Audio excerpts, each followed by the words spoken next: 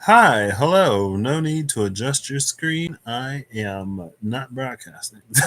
I mean, I guess I am, but the video isn't on yet. So I was gonna go live yesterday, but Google said nah, and then I was gonna go live today. Like I was already sure I was going live today, and Google was like, yeah. So that being said, a few non-disclaimer disclaimers. I guess yeah, a non-disclaimer disclaimer up front. I don't. This is not my job, and I don't consider it my job. But if I were to use a colloquial phrase of "it's not my job" to whatever, just know that. You know what I mean? I'm gonna use the wild unknown alchemy to pull before and after Neptune because Neptune apparently just went retrograde and Uranus apparently has officially entered Gemini. And I was looking at the astrology because I got a notification on my phone about Uranus and Gemini, I think today. I don't even know if I caught a Neptune retrograde notification, honestly. Um, well, maybe I did. I don't know. I don't remember. I got the Uranus and Gemini one today, and I was like, oh, well, let me look at the astrology. Hello. It's me. I was like, let me look at the astrology. And there's almost, um, oh, I was like, there we go. Hello. I was like, I thought I clicked the start virtual cam, and then I came over. I was like, where is it? Um, there's almost a mutable square, right? Well, at the time that I was looking at it, it was actually pretty exact. It was ascendant at 20 degrees of Sagittarius with the descendant in Gemini 20 degrees. And the north node, south node is at 20 degrees. So it was at 20, 20, 20, 20 grand mutable um, cross. The moon is in Sag, so the moon is going to be moving, excuse me, to form a T square between the nodes. And everything in Gemini is like too early besides um, Hygeia, that's at like 15 degrees. But, you know, anyway, Neptune is officially retrograde. So it's funny because it's been this past little bit of time. There's been like a slow shift, but it feels more cemented. Question mark.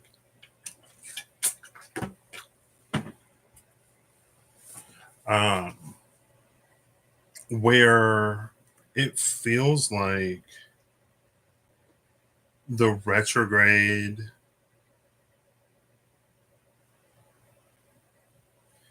um I don't know, it almost feels like personally that the retrograde was before Neptune retrograde, and now it's almost like a post retrograde type vibe. And maybe it's because Saturn and Neptune were in Pisces and they're going to retrograde back into Pisces. And that's where the North Node is. I don't know. But I was feeling like that this morning when I woke up. And then I caught a voice note from my journey buddy that she sent yesterday. And it almost sounded like was in like a similar position. She was like, it feels like everything up to this point in the year was like so that things moving forward in the year can play out however they play out. And I was like, wow. So because of that, there's Chiron. Um, I'm gonna pull before and after Neptune, and then I'll pull from the Fable Makers animated tarot, to get either a boon or a challenge with each associated whatever. And what I'll do is I'll shuffle the deck. Can you tell that I'm like deciding as I'm doing this? I'll shuffle the deck and pull the number of the alchemy from the top and bottom, because why not?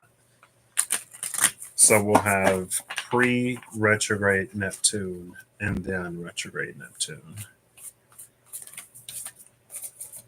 Cool. I'm going to cut this here and I'm going to set these aside.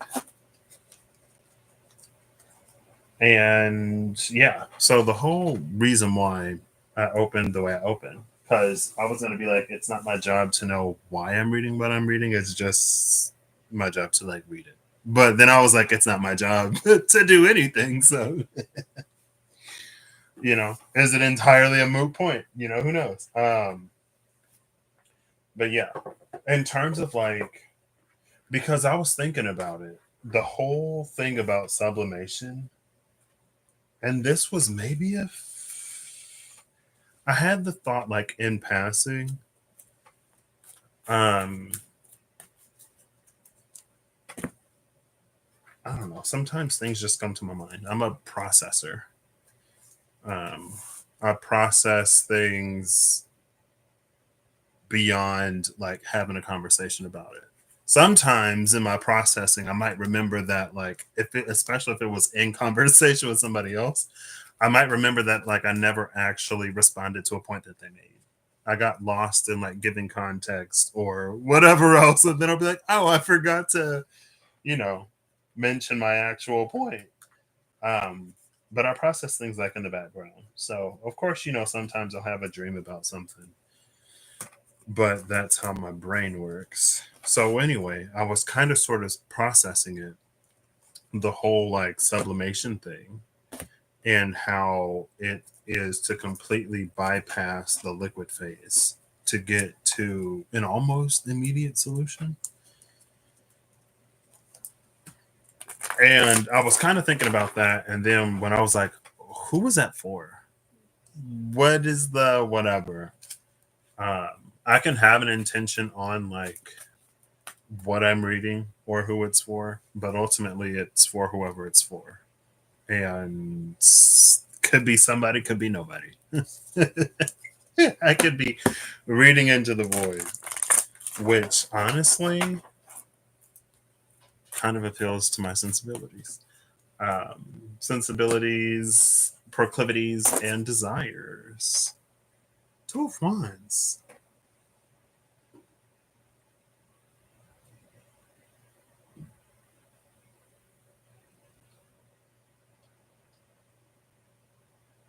This is an interesting Two of Wands. And then the Knight of Swords is behind it, and the Five of Cups is behind that Knight of Swords.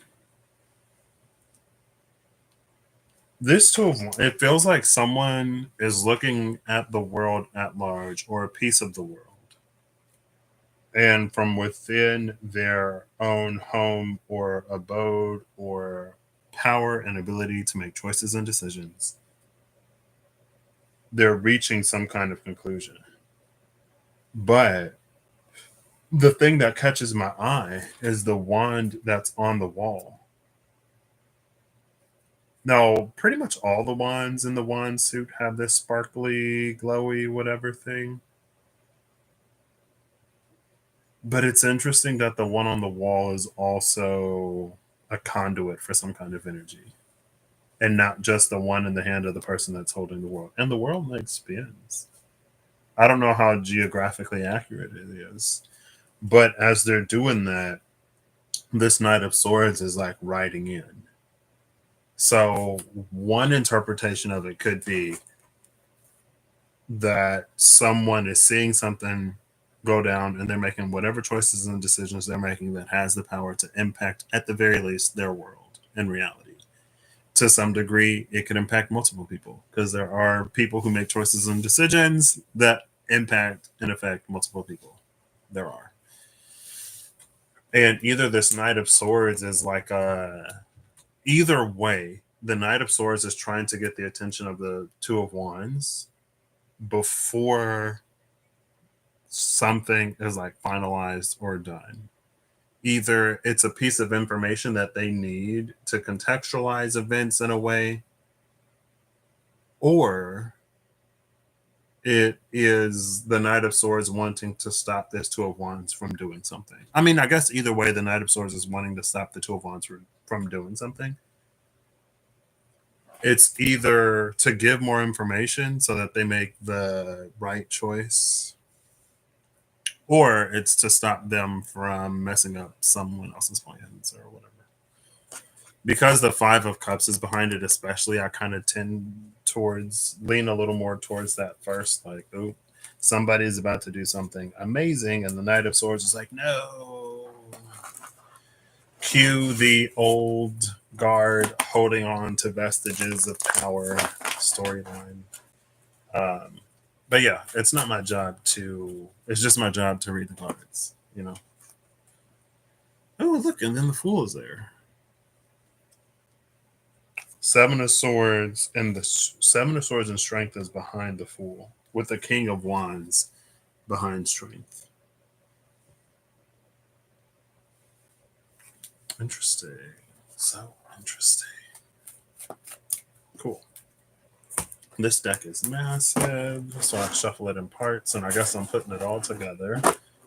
Judgment and Justice, 2011.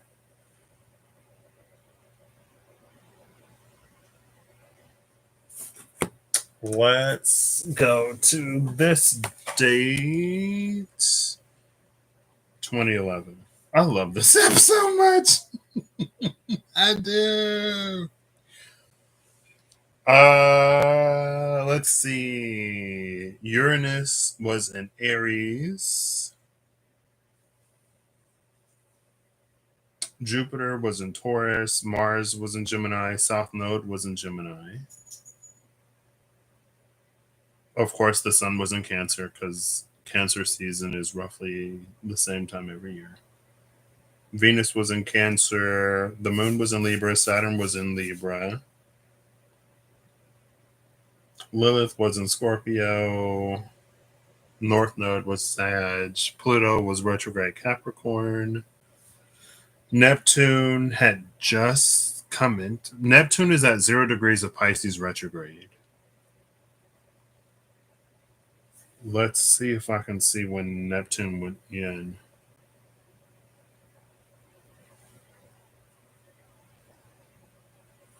Neptune moved into Pisces April 4th, 2011. So, and I am looking at Neptune retrograde. So, for the year 2011 to come out, okay, girl, I see you.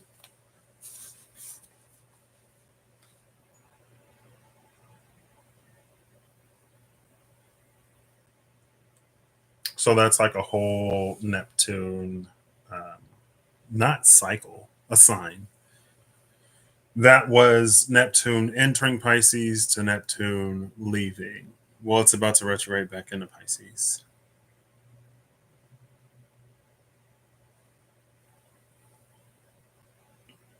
The first time Neptune entered, I guess there are two entrances to each zodiac sign, right? There's 0 degrees when a body enters in its motion, and then there's 29. Well, I was saying that because of like the nodes that just like progress retrograde, but they never they never go like prograde. So that was kind of a non whatever. Usually they enter at 0 degrees, and if they retrograde, they'll enter at 29. Right.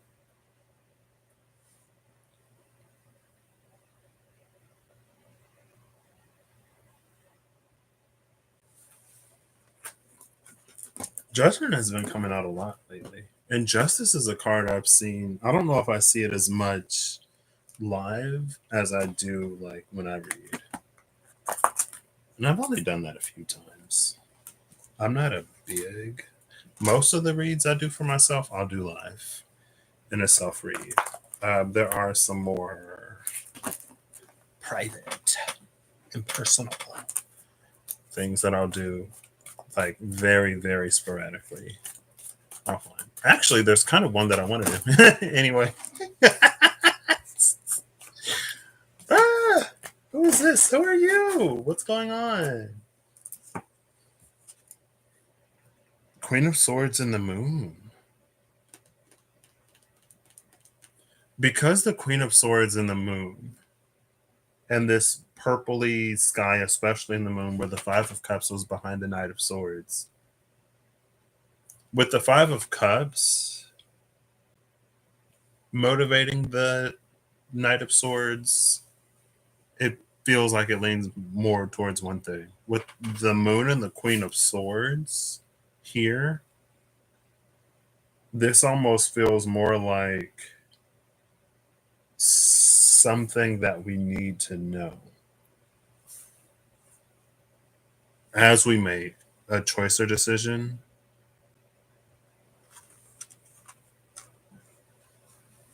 More so than like someone that has a vested interest in someone not doing what it is that they're about to do. Also, I guess the moon is Pisces, right? Queen of Swords, Cardinal Air. Queen of Swords is also pre-justice. And we just saw justice with judgment. That's Libra. What was in Libra? Was anything in Libra? I don't remember.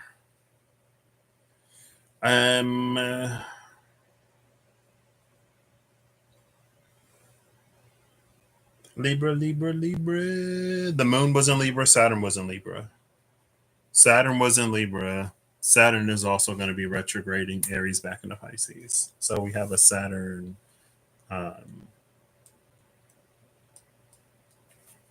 Neptune connect again. Cool.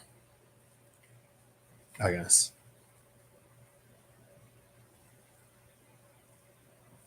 This is so interesting. The decks that I pulled out to get to the decks that I'm using, I have the Places Oracle in both editions of the Spirit Keeper Tarot. I wanted to get in a drawer and pull a deck that I haven't used. I almost feel like going Lenormand, and I almost want to go for it's not something worth it, Lenormand. I guess I'll pull it. I almost didn't know if I had it. What is this? What is this? I guess I do have it. I was like, I don't know if I have it. And I knew exactly where to get it. Oh, this is probably tape from that was on the outside, keeping the drawer closed when I moved it. Cool. La Santa Muerte, Lenormand. I guess I'll get a few. And we'll see what's said. La Carta, the letter.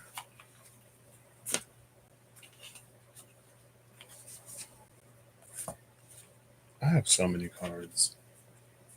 I wonder what I'm going to do with them when I move. This is something I've gone back and forth. This is a Patrick conversation. It's fine. My thoughts and ponderings are of questionable relevance to this. I say questionable as if I'm not like whatever. Motivations are one thing. Who is this? The Three of Cups. See, and with the Three of Cups here, it's almost like, let's say that something is happening in someone's life or in the world. And because of the situation and circumstance, they're about to make a choice or decision that is potentially uncharacteristic. They're about to make a choice or decision of circumstance. And that Knight of Swords coming in before something is finished, it could be like the circumstances either aren't what someone thinks they are, or the circumstances are about to turn. So before someone makes a choice or decision, I'm surprised. I'll look before and after the Lovers. Before someone makes a choice or decision that could have like semi-permanent, long-term, or just like big consequences or effects, it's like something should be known, right? Like, let's say that it's a rom-com movie and someone is like boarding the plane and the other person is like in the taxi running through the airport trying to get whatever. And it's like, with the way that things are left, it's a metaphor. With the way that things are left, in the metaphor is a rom-com, the two people won't end up together. And so this, like, the Knight of Swords backed by like this moon Queen of Swords would be like telling the person on the plane, like, hey, like, you may want to wait a minute, because without that interruption the plane would take off and they would never have the chance to have that conversation. And it wouldn't be like the happy ending kind of rom-com. It would be like one of those rom-coms like that one with Vince Vaughn where they don't, I think it's The Proposal, where they don't end up together. And it's like, what do you mean? Like, you both want this, but neither one of you can say how you feel. And so this thing is left unresolved. And then the movie ends. So it's like a delay to the flight, or it's like something that's just like, wait a second. And then because they wait, they have that conversation, they get a greater context to the situation, and they make another choice that has a different outcome type energy. Right. I feel like something just slipped out. Yeah, because the Three of Cups is here, it feels more like jovial, I guess, which is interesting because that word is obviously tied to Jove, who is Jupiter. Jupiter was in Taurus in 2011, and it is currently in Gemini. Yeah, Jupiter was 6 degrees Taurus. Let's go 2025. Now Jupiter is 6 degrees Cancer. So that's an exact sextile to where Jupiter was in 2011, 14 years ago. Also, it's not lost on me that when I looked at the astrology before I went live, there was an exact grand mutable cross with the ascendant and descendant at 20 degrees of Sagittarius and Gemini, with the North Node and South Node being 20 degrees of Pisces Virgo. And in 2011, the nodes were in Sagittarius and Gemini. So there's that anti-chronal nodal lock, whatever, which is interesting because in what I'm listening to, they're talking about trans-dimensional astral geography, and there is a variable that the brilliant scientist guy couldn't account for or didn't know what it meant, and the variable was time, because each dimension has a different like time-space continuum. And so to transit between dimensions, you have to synchronize time between the two separate relativistic whatevers, you know. The Knight of Coins is at the bottom of the deck. See, something is meant to grow.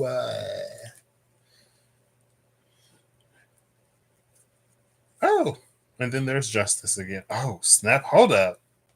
We're not looking for the Two of Cups. We're looking for the Lovers, and I'm looking for the Lovers because of the decision, not because of the rom-com metaphor.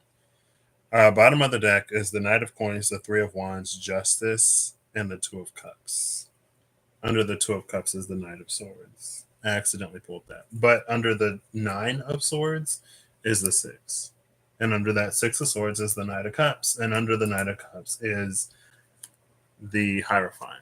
So again, I'm not looking for the Lovers because of the rom-com metaphor.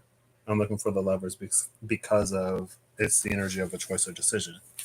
And it feels like that's kind of what the Two of Wands was about. And then there is Judgment again behind the Hierophant. The Hierophant and Judgment is an interesting combination. Also, Judgment came out in the last one. It was like Judgment in the Eight of Pentacles, and then it was an energy of like partnership or whatever, right? It was like you worked hard, and Eros. I think Eros was there, and it was like the alchemist has been hard at work, and something fun is about to come into the laboratory. And then there was another card. It may have been the same one. There were two different cards. One was about like the energy of like an all-consuming love or an element of some kind of like partnership, but a reminder to not lose one's identity or individuality within it, right? And I think that's the thing about some metaphors, not metaphors.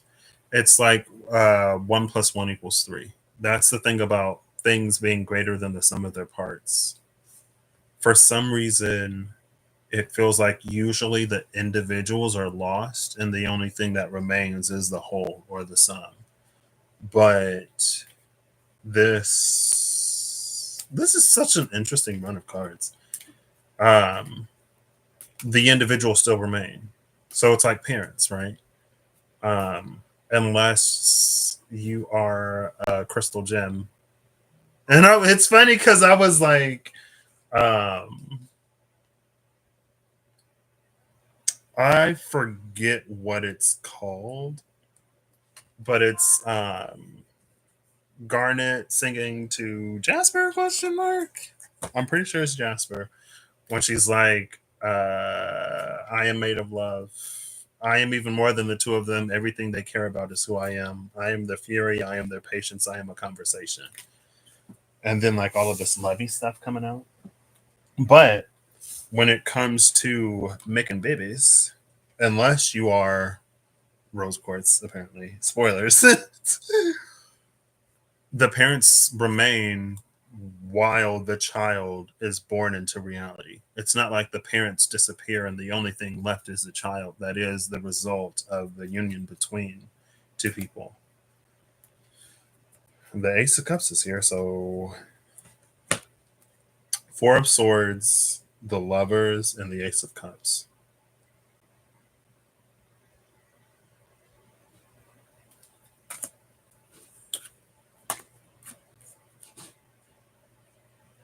I'm hearing the word convalescence a lot recently. And it's not a word that I think I've ever heard, really. I saw it in, it's the name of the spirit on the Four of Swords in the SKT. And of course, I was going to go live and do it, but I was like, I'll just pull cards offline. Um, oh, wow. So before the Four of Swords is the Ten of Cups. After the Ace of Cups is the Nine of Cups. When I mentioned runs of interesting cards, the Ten of Pentacles and the Nine of Pentacles are after the Empress.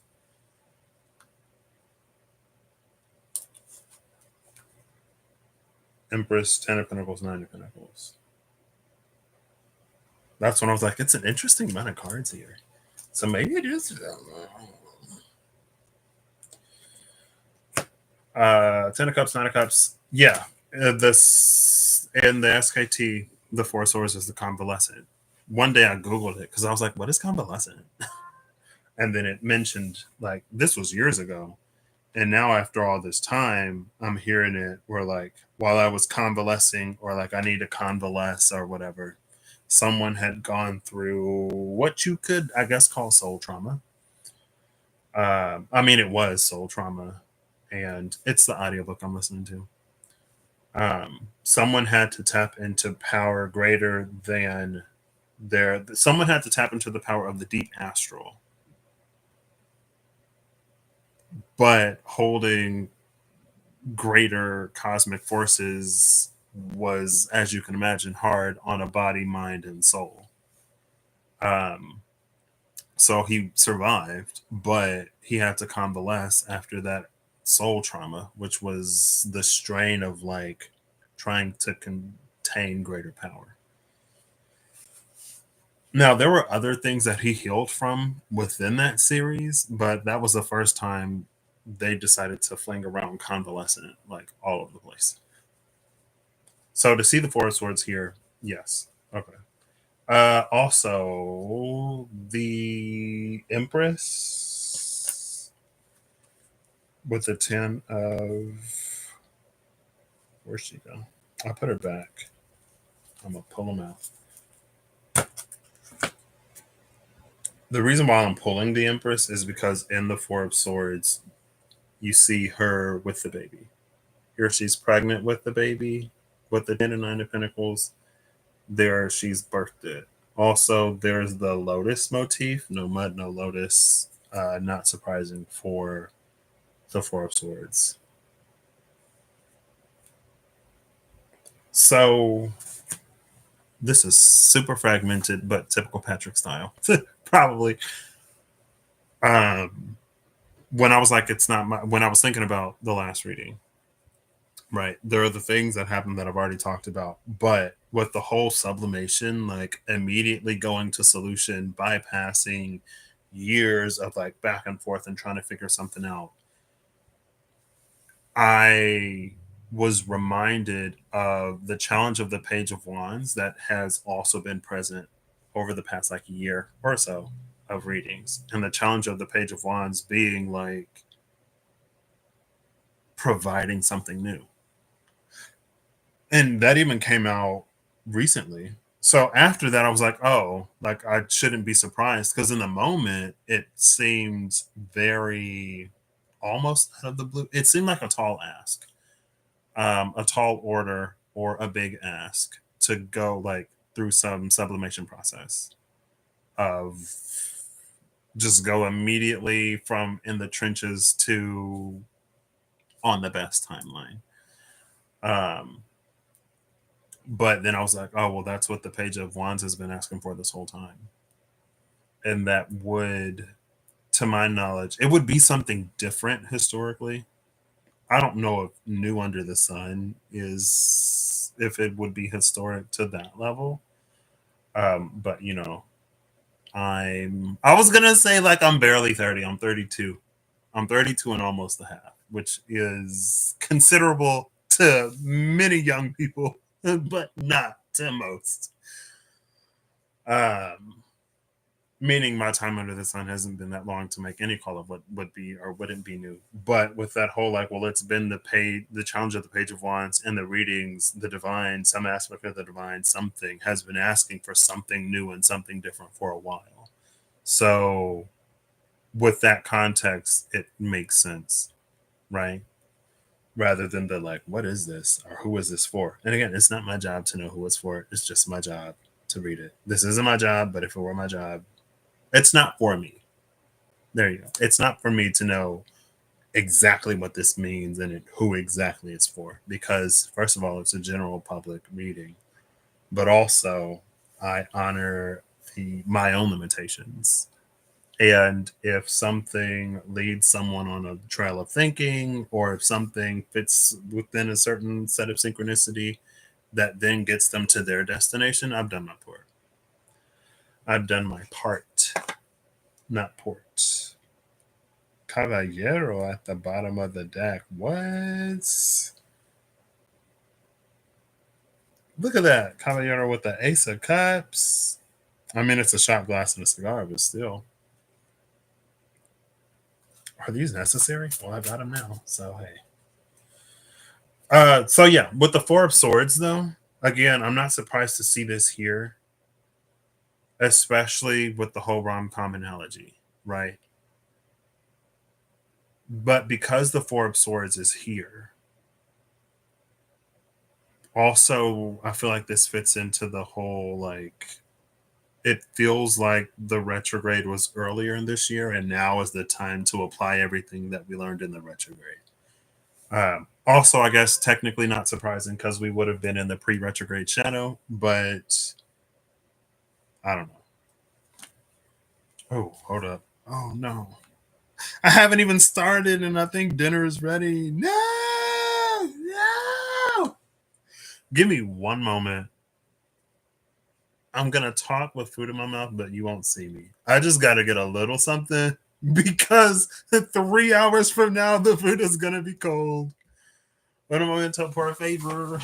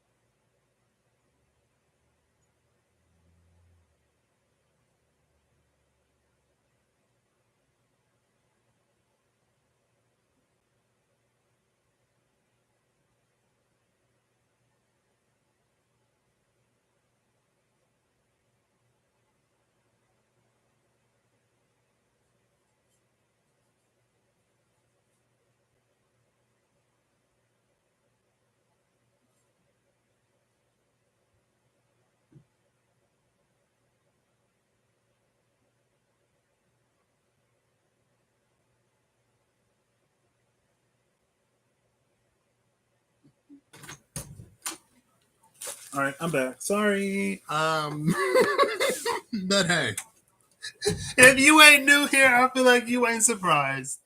See, if this were my job, and because that's another thing, I was gonna be like, first of all, this ain't my job, and if it were my job, there's a level of professionalism that you would find that I don't get paid to provide. So, but what's interesting is, so I'm out there fixing the tiniest of plates just to like eat a little bit while it's still, hot. And the TV's on commercial. The first commercial says, I walk in and it says, don't look back. There was an older voice that said, don't look back. And there was a kid that was like, I'm not looking back, I'm remembering back. And I was like, that's interesting. And then the commercial after that was like for Ancestry. I don't know if it was just like Ancestry. It was probably just like Ancestry.com. So not necessarily their like DNA, whatever service. I was like, don't look back. Like, I'm not looking back, I'm remembering back. I'm doing something about Ancestry, which is interesting. And of course, as I'm fixing my plate, I'm like, oh, well, I don't know what the freak this is about. But hey, it's something interesting to say when I go back. And it makes me feel like even if I pause what I'm doing to go get a little bit of food, I'm still in alignment with the message.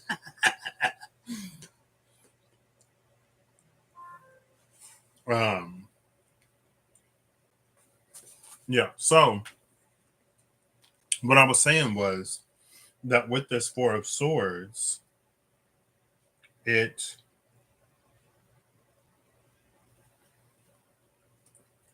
nope, I'm eating on camera.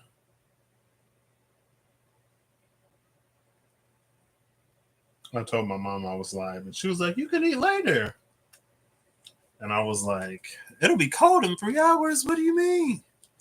Um, so with the Four of Swords here, and with the whole, "Hey Holly, how you doing?" Um, and with the thanks, with that whole like before someone makes a certain choice or decision, now the because the Five of Cups was behind the Knight of Swords. And when I first saw it, and I tried to mention initial impressions, but I also tried to tame them, right? At first, I was like, oh, this seems like, and both things could be true, right? While someone is making a choice or decision that has the power to impact their life in response to events and circumstances of their lives and the world at large, of course, there may be some people or forces that are invested in certain changes not being made, while there are other supportive forces that would want people to have more information as they make a choice, right? But because the Four of Swords, the Five of Cups, instead of it being what's motivating the Knight of Swords, it could be the position that someone else was making a choice or decision from, right? And so it's like, as we are healing and as we are moving to and wanting to position ourselves as a result of that healing or in alignment to it, there are certain things that we want to get away from. And that could, again, be a process of like natural shifts in alignment, right? As we are changing, we just like don't do the same things that we used to do. Um, but with this like moon and the Queen of Swords,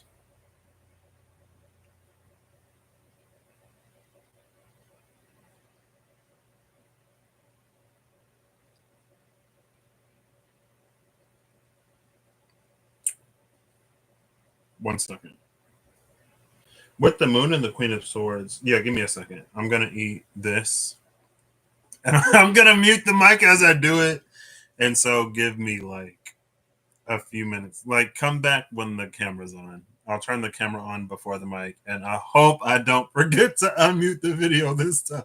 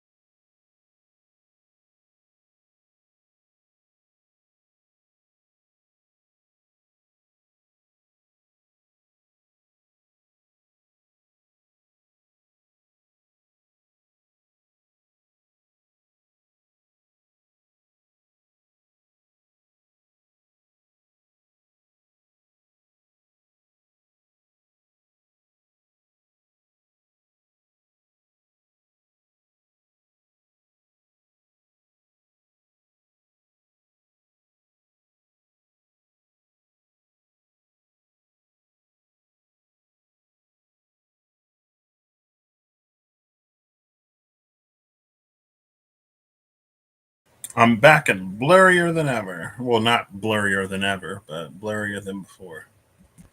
Hey, look at me, I'm back. Okay, all right. So I had a thought while I was eating, and I lost it. It was something about timelines and paradigms, right? So there is there are like timeline shifts. Just go with it. Take it if it resonates. If it don't resonate, don't take it. Leave it. The standard practices apply. There are like timelines, like different timelines, higher timelines, this timeline, that timeline. And then there are like paradigms. And then on a different paradigm, there are timelines within that paradigm, right? So it's almost like metaphor. Let's say timelines are like cooking, heating instruments, right? You have oven and you have stovetop, and the different dishes that you can make are like different timelines, either different things that you bake in the oven or whatever, or different things that you do stovetop. Now, a paradigm shift is to go from like in the oven to on top of the stove. And so, in this new paradigm, there are timelines that are available. There are things that you can cook stovetop. Technically, you can cook anything stovetop that you would like. You can put anything oven in the oven that you would put on the stovetop. It just be different, right? You can't bake a cake stovetop, but you can certainly put all of the ingredients into a cake tin and turn the eye on and try to make it on top of the stove rather than in the oven. You could try. Maybe that's some kind of fancy cake that I don't know about, right? But anyway, it's like there are different timelines within the paradigm. And this, I don't know exactly why. Maybe it's that whole like something new under the sun. Maybe it was the sublimation. It feels more like a paradigm. If it is a timeline shift, it's also one of paradigms, right? Because the moon is here, there is some greater element or aspect to it. Now, who isn't here is the high priestess.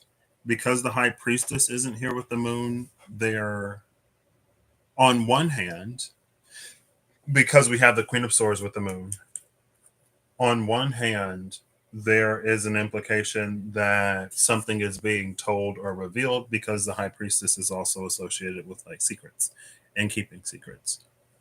But on the other, the high priestess has a level of knowledge and comprehension that the Queen of Swords does not. So it also feels non exhaustive. I won't say incomplete, it feels non exhaustive. It's either in what we're like, I don't know, it just feels non exhaustive, right? So with the Four Swords, we, the paradigm has shifted, meaning take it as it resonates. Take it as it resonates. If it resonates, I'm gonna do my best. Let's say on, because this is the Four Swords and it's the convalescent, where we see one corpse in a sarcophagus, we see something again with the lotus motif risen from the mud, a mother and a newborn baby. We see what I am assuming to be a mother and a newborn baby. It may not be, meaning it's a metaphor. It doesn't matter.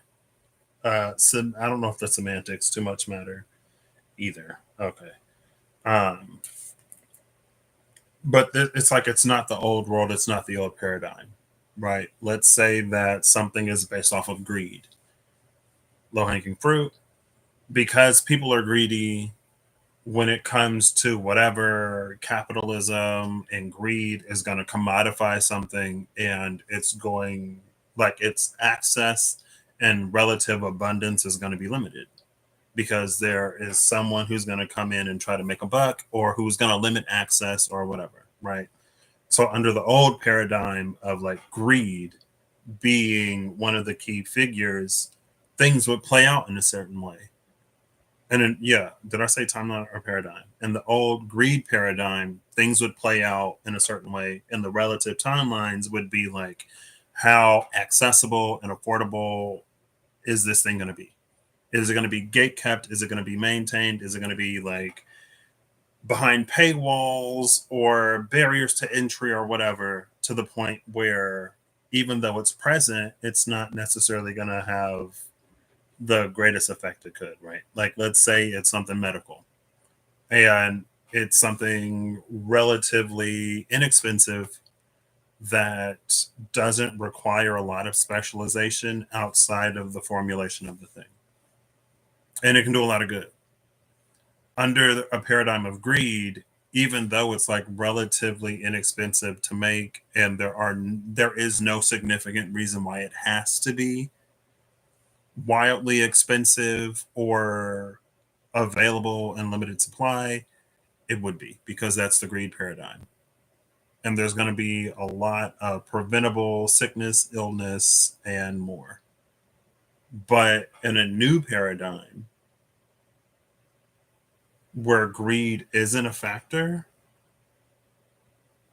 it's like it's a whole new paradigm. So now timelines aren't delineated by like how greedy someone is or how accessible something is going to be, because in this new paradigm it's going to be available and anyone who needs it will be able to have it, type energy, right? And so maybe too, again, like this is kind of like reasons why that Knight of Swords is approaching the Two of Wands. And then on the other side of the Lovers is the Ace of Cups.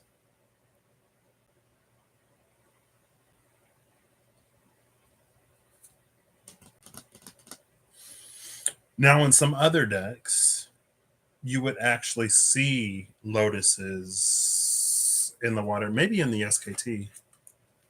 You would see lotuses in the water on the Ace of Cups.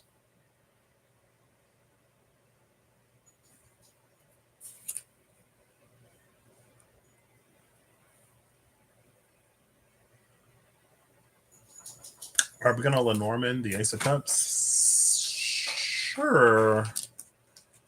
Let's Lenormand this Ace of Cups. The Tower, Six of Spades, is at the bottom. Towers and Lenormand symbolize structure. We've actually seen in one of the one of the Dungeons and Dragons booster packs, one of the Dungeons and Dragons edition of Magic the Gathering card booster pack videos, we saw something similar to this that led to the Undercity. Oh, left click.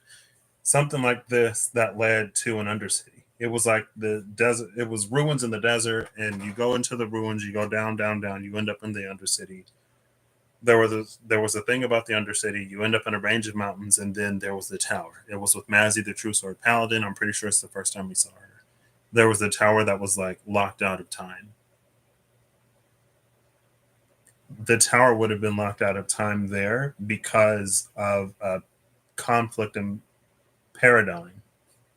I was wanting to say paradigm, but the word paradox was just like stuck in my brain.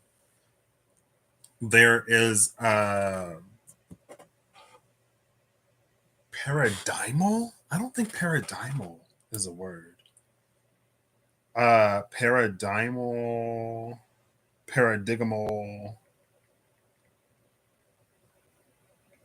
dissonance.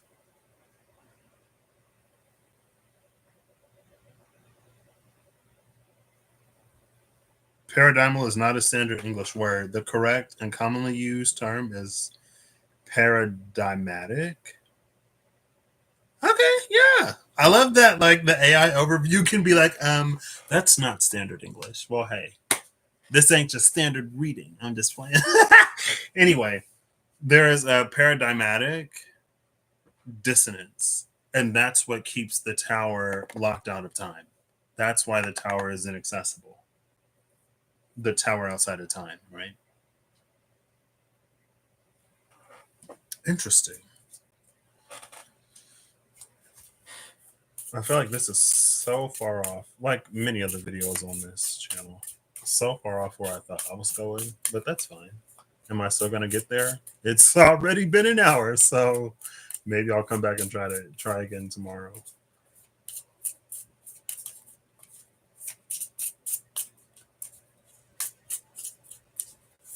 All right, I want to clean flip or clean fall, and I'm just gonna keep going until something comes out. The plus of just like ending this here is I could go eat, like actually eat, while the food is still hot. I'm a Taurus moon and rising. I am who I am. All right, let's focus. I'm gonna give it two more. Okay. The reason why I was gonna give it Senora is at the bottom of the deck now. We saw Caballero at the bottom of the deck before, and she's holding the scales. The scales of justice. See, and behind Senora is La Carta.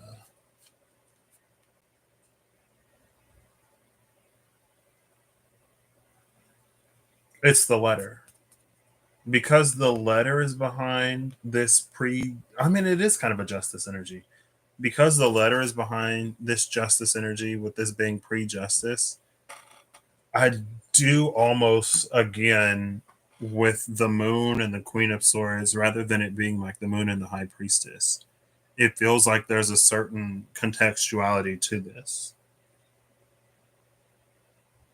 Like not everything is revealed. It may be just enough to get someone to like stall or reconsider before something is like further revealed or before something plays out more fully, right? It's like if your intuition tells you to like do something or go somewhere and you don't necessarily know why, when you get to the place you'll figure it out. The card that came out is El Libro, which is the book. Now the book is open, and again, like because of the book and the letter is like, to me when I see the letter and the book in combination, the letter is like a single page from the book. That's what for me, especially with the scales justice imagery, is like it's a piece of it that's being sort of revealed. Um, but books are full of secrets. I am gonna read it from this book. 26. A Libro.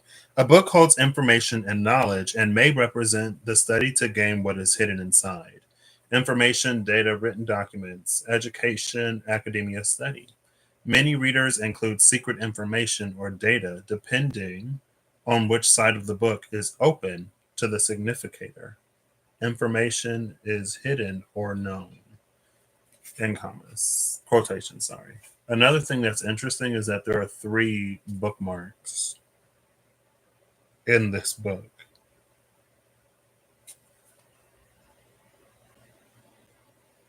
So it could be something that happens in three stages. Technically four, because the first stage is the default and then is the second stage, then is the third, and then the third bookmark is the initiator of the fourth and final stage.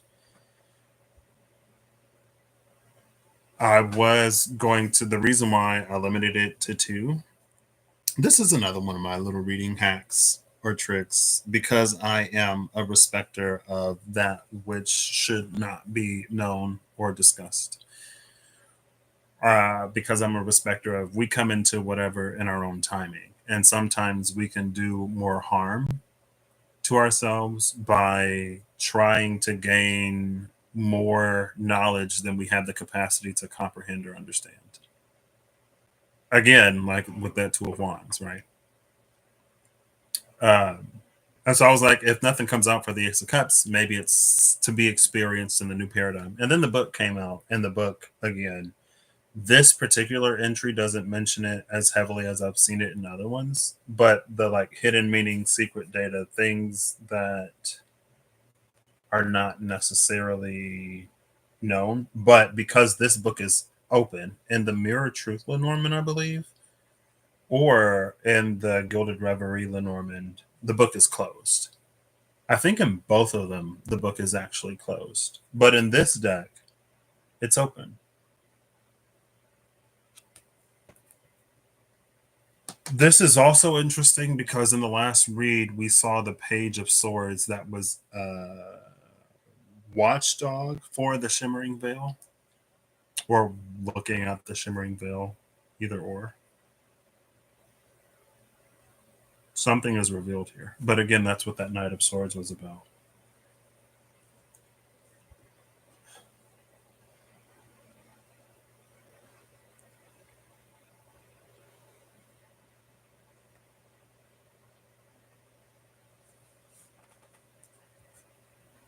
Um,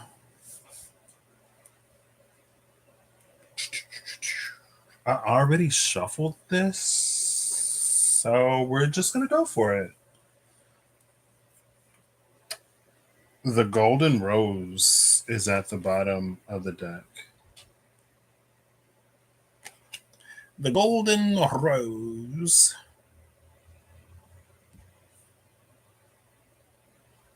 And then we have Autumn with all of the gold and the trees. The Golden Rose is interesting because of Sublime Nectar. There was in the Ten of Pentacles Dynasty, and specifically in the Revelations edition of the Spirit Keeper's Tarot, there was the like yellow golden pansy flower in the void. And it's like that's where the Sublime Nectar comes from.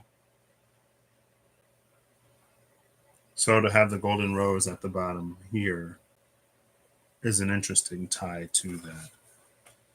So I'm looking before and after Neptune.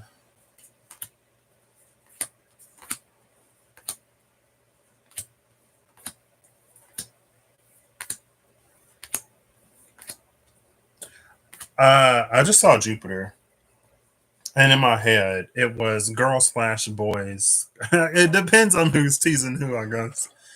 Girls/boys go to Jupiter to get more stupider, and then it's like, well, Jupiter also had a tie, right? It was an exact sextile between Jupiter at 6 degrees of Taurus in 2011 and Jupiter at 6 degrees of Cancer now in 2025. And the whole like whoever that goes to Jupiter getting more stupider is because like Jupiter is the planet of expansion. It's like someone who gets more stupid because they realize more of what they don't know, not because of any loss of knowledge or intelligence.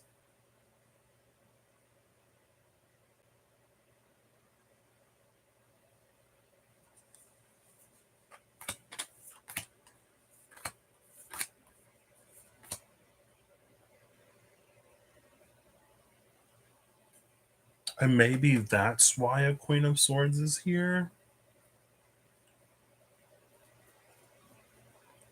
Question mark. Because a high priestess could have the capacity to overwhelm.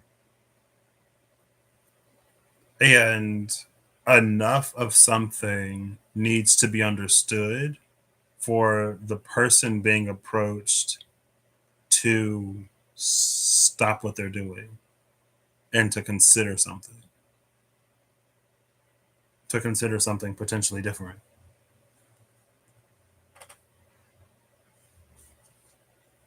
I stopped on Virgin's Milk, and under Virgin's Milk is Sap of the Moon plant. An interesting combination, especially because we had that golden rose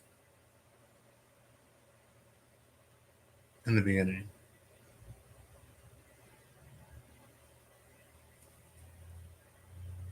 This could be a rose, like there's the golden rose in the light, and then this Sap of the Moon plant in the dark.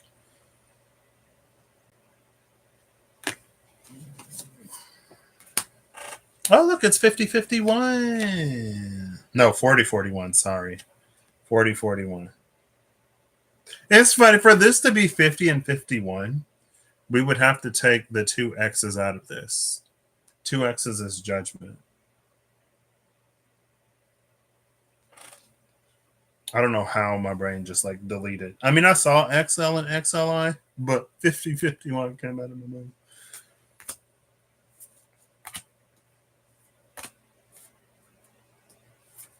Taking judgment out of the equation is interesting. Maybe that's only interesting because of how we typically view dark, but this is paradigmatic. It's probably paradigmatic, but I like saying paradigm. It sounds more fun to me. Paradigmatic because there's been a paradigmatic shift. Maybe it's not an issue.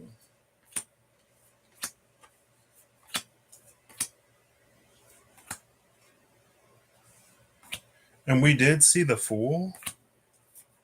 When I saw the Fool, it did make me think of the Fool in the Notoria tarot that we saw.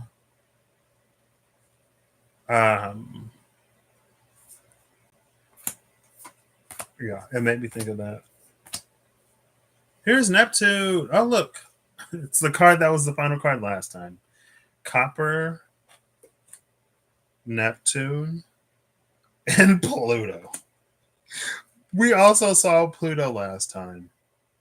No, wait, did we see Pluto last time or did I see Pluto? I think we saw Pluto. That was a we thing. I took a picture. I don't always take pictures, but I'm pretty sure last time I was live, I took a picture. I was like, I don't know if I'm going to need this in the future, if I'm going to want to refer to this. Here we go. Pluto is not on the table. Let me check this. I mentioned how I like every now and then I'll read for myself offline. When I like really want to, I'll do a self read like live if I'm like, well, what's up? What's up with me? But a lot of times, if there's like something kind of like pointed, then I'll just like do it offline.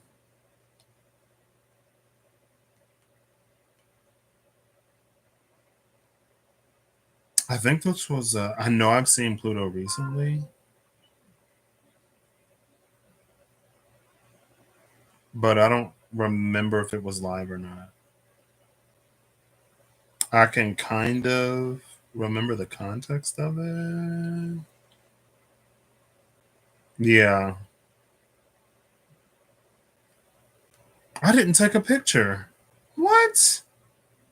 I didn't. I always take a picture and put it in here. I didn't take a picture of the cards. That's crazy. So yeah, that was a personal thing. Um,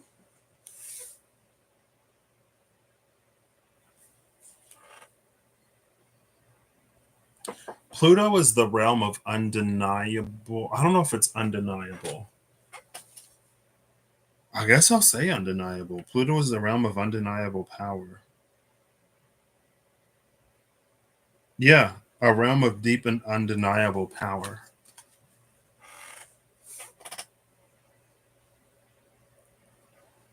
But this is the alchemy of that realm.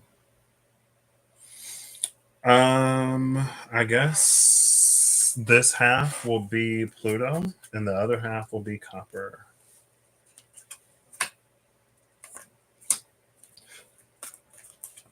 Claim flip or claim fall.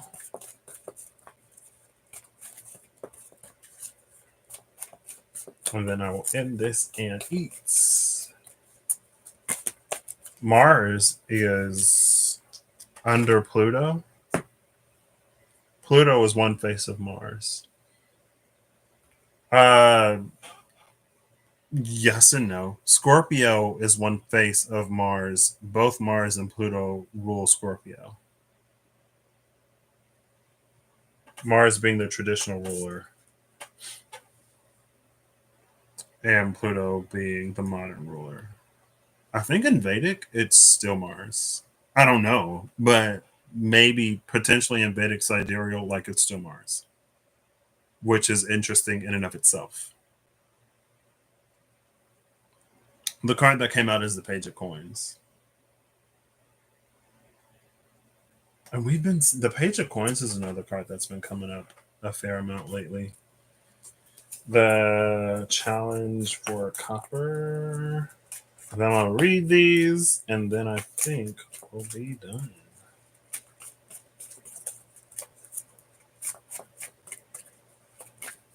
Or am I reading this first? So I'll give it 3, 2, 1. Yeah, I'll read this first. The Knight of Wands at the bottom, though.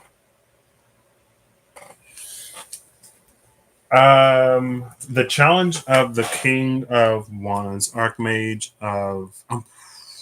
It might not be the King of Wands. It might be the King of Pentacles.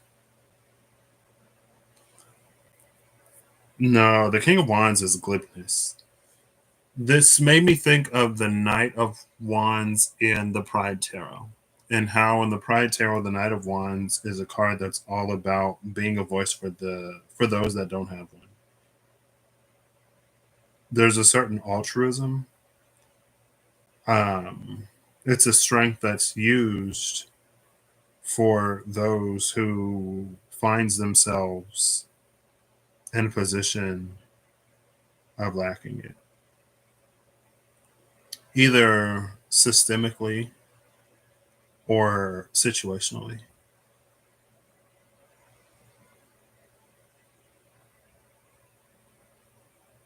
Hello? Where is this book?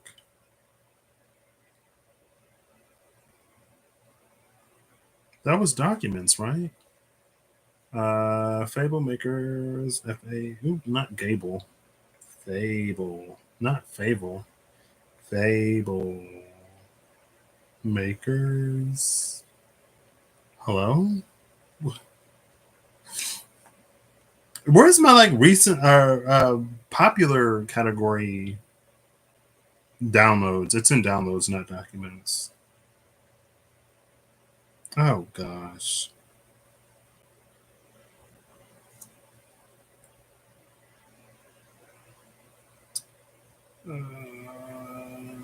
I thought it was here.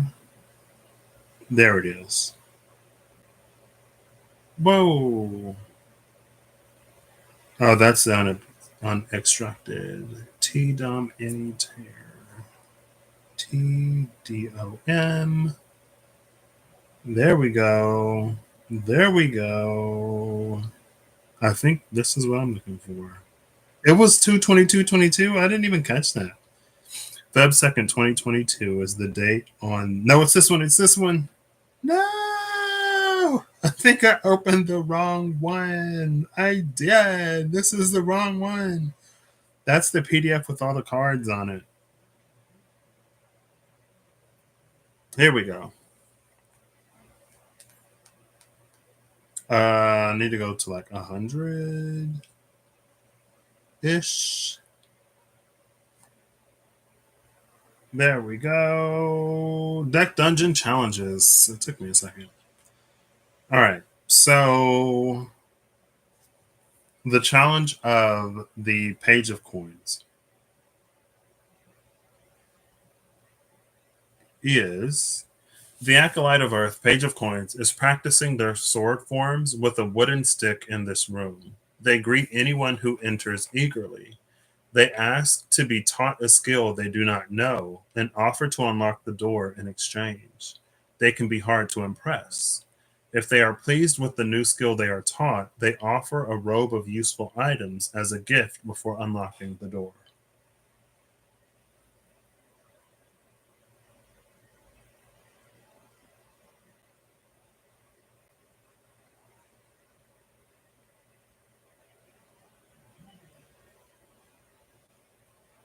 I wonder what the dichotomy of the eagerness of the page of coins and their difficulty to impress is like. This is similar to the page of wands.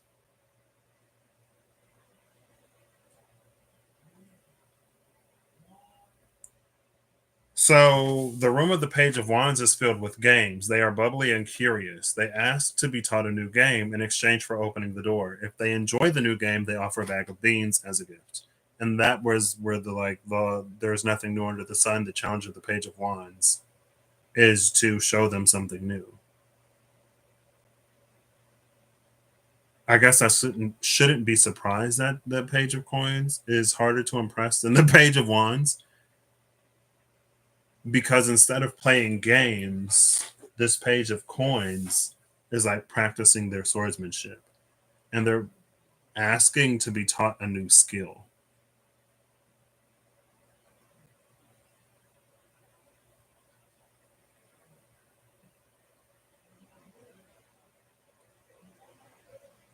Pluto is also associated with death, the underworld, and transformation, besides like undeniable power. It's also associated with transformation. We have this whole paradigmatic shifts versus like timeline shifts sort of thing.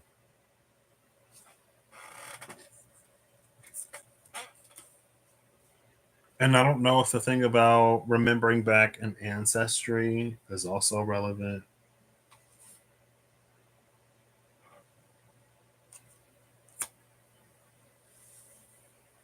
Interesting. Pluto is number 10, which is that X that I was forgetting.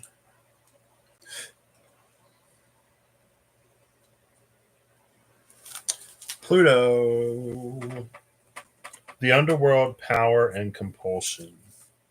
Pluto's realm is one of deep and undeniable power. Known as the planet of the underworld, Pluto has a captivating effect that pulls us into its depths, leading to all things excessive and Dionysian in nature. Images of the resurrection, possession, the sacred heart, birth, sex, and death are all symbols of Pluto's volatile energy. When this card shows up, know that everything will be amplified as if through a live wire. It's all about power, and maybe even addiction. Though Pluto's force field can be ruthless, this tiny planet pushes us toward necessary growth. When we follow its mesmerizing pulse, we are taken into the depths to be changed. There is no point in pretending the underworld is not at work. Admit that you're in it and find the support you need. Not making it worse is a big accomplishment.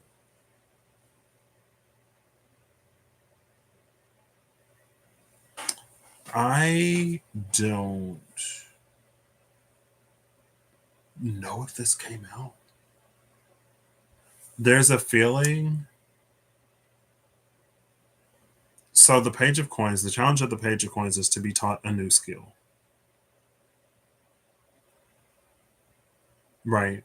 There's this whole thing of paradigmatic shifts. There could be something, again, like you could say within the paradigm of greed, charity is something, or generosity. Um, Charity, generosity, and it's like,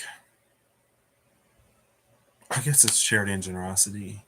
It's more generosity. but it's a generosity that matters. It's not generosity of something that is seen as expendable or invaluable or lacking value. Invaluable actually kind of means like very valuable. It's so valuable that you can't put like a price tag on it, right? It's priceless, not worthless. Um, it's like something that would be small and relatively meaningless in an old paradigm, but in a new one or in a different one, it would hold immense power.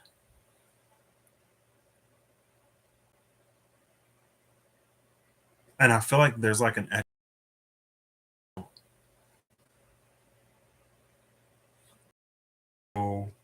The new skill, the page of coins is asking to be taught. It may not be new to us.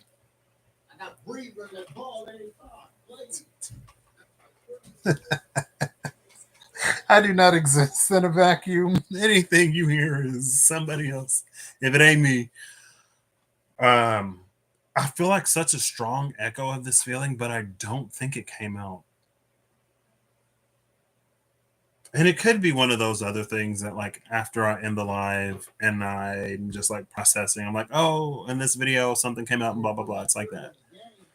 Um, it's like it's something that within a certain set of circumstances, up until now, or in an old paradigm, that held very little power. It's almost like it was so inconsequential that it may not have even been seen as a skill, or it may be like unrecognizable, but in a different paradigm it holds immense power, because what thrived under a paradigm of greed will not in a paradigm of open-hearted, open-handed giving. What's useful in amassing and hoarding and coagulating, stagnating and rotting in a paradigm of greed will not be in a paradigm of, I keep wanting to say charity.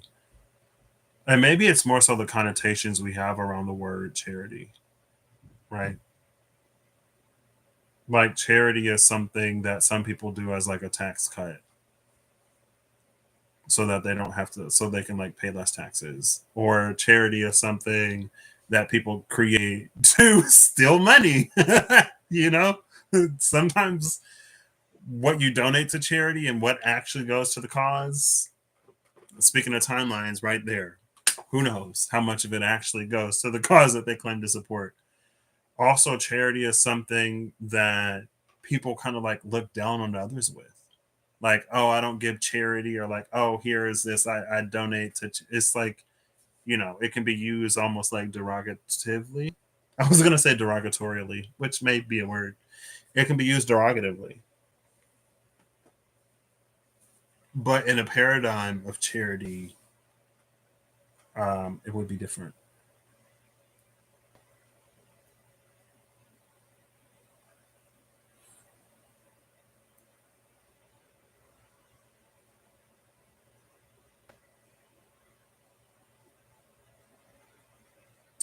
Undeniable, because Pluto is also associated with undeniable power. So where my brain gets caught up is, how can there be a skill that is so valuable as to be considered undeniable power on one paradigm? Because shouldn't something of undeniable power be powerful in every paradigm? And so with the moon and the queen of swords, it's almost like we don't see the underpinnings of reality, right? Even if something appears to be weak,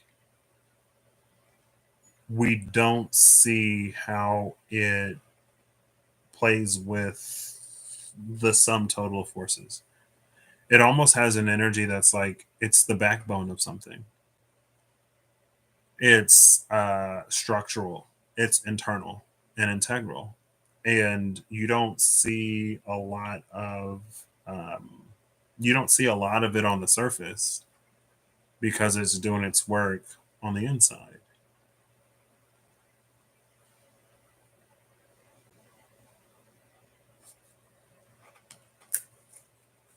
All right, what is the challenge of copper? Clean flip or clean fall. That was a very clean flip. It's the Five of Wands. There are five magma methods and two salamanders. Bottom of the deck is the sun, and none of it matters. Uh, the sun could incinerate things that have an inherent immunity to fire because it is that bright.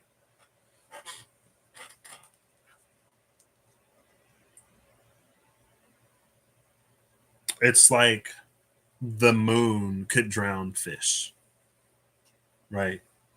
Because that's how much water the moon contains, esoterically or metaphorically, right? So, five magma methods and two salamanders patrol this room. Five 5 foot square areas of the floor, and I think it's like 40 square feet, are made of lava. The door opens when all enemies are defeated, unconscious, or incapacitated. I feel like we see the Five of Wands a lot in challenges. Like if we get a Wands card in the deck dungeon challenge, I feel like besides the Page of Wands or the King of Wands, if we get a pit card, I feel like it's five a lot. A non insignificant amount of time. Right. Meaning like, yeah, it means what it means.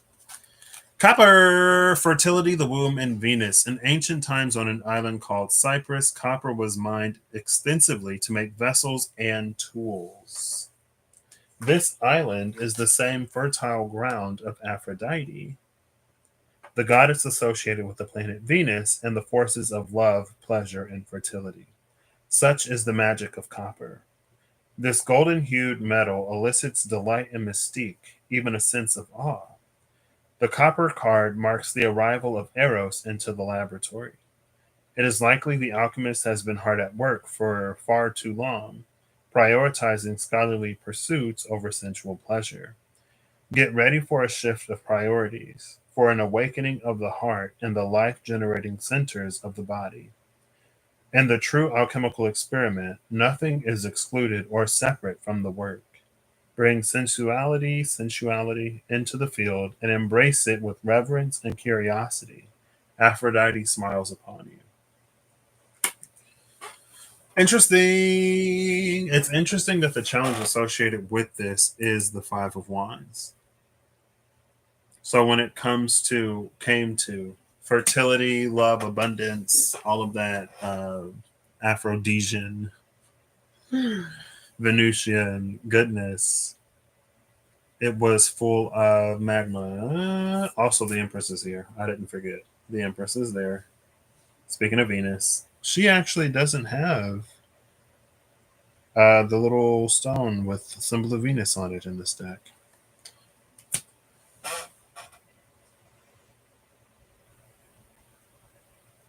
I feel like this completes.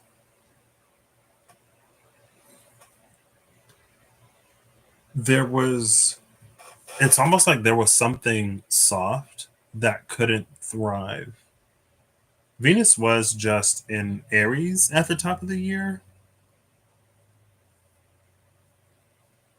I don't remember. I mean, she has to be in Taurus. No, she may be in like Gemini.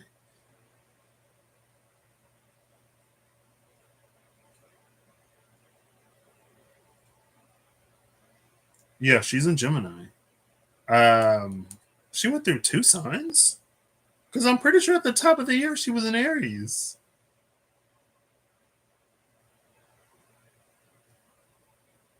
Yeah. Feb 7, she was 2 degrees of Aries. Well, I guess Venus doesn't get more than 2 signs away from the sun, if I recall correctly. Mercury is 1, Venus is 2, because they're both closer to the sun than Earth is. So, from our perspective, they'll retrograde before they get too far. Oops. Yeah. Well, because Venus is like at its detriment in Aries, I think.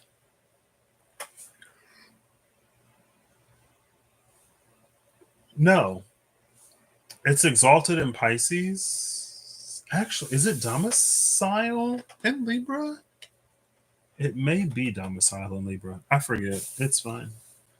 I think it is at detriment, and I can look at my birth. I can look at my birth chart and find out real quick.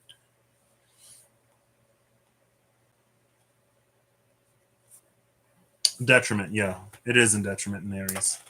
Um, so anyway, I was gonna say I was gonna put Venus in the domain of fire rather than fire in Venus's domain.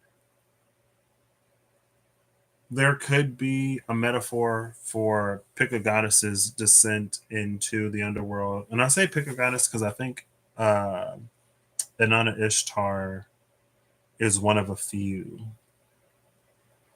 I think. I feel like there's someone besides Inanna Ishtar, like another goddess that descends into the underworld. Um,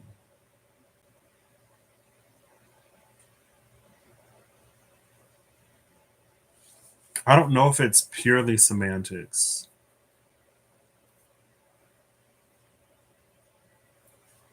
When it comes to sensuality and all of the good Venusian things, it's almost like it was met with a lot of opposition in the world, which makes sense. We as people decide who is worthy of love and compassion, empathy, and understanding.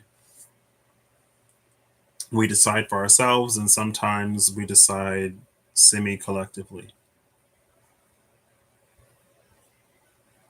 And so, because of that, there are inherent boundaries to the expanse of love, right?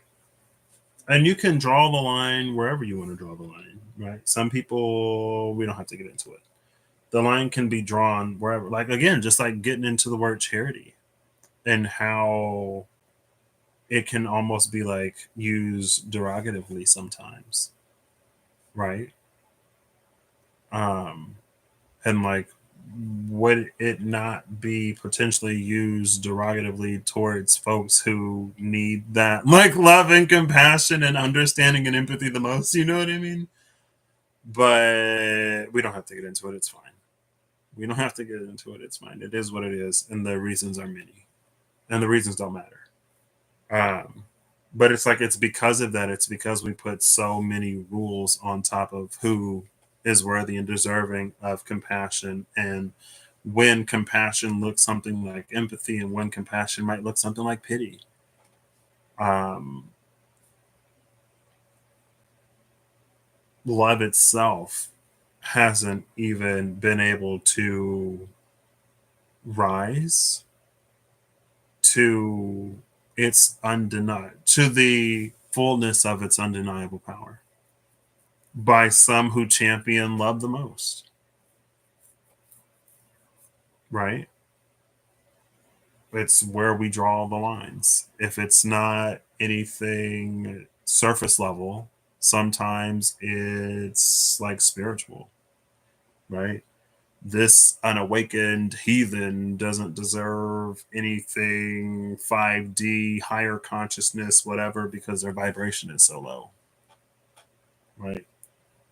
As an example, we are almost always drawing lines.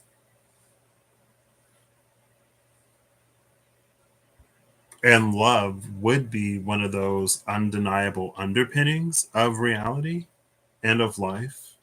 And even with our limited view of it, however limited it is within the paradigm that it currently exists in,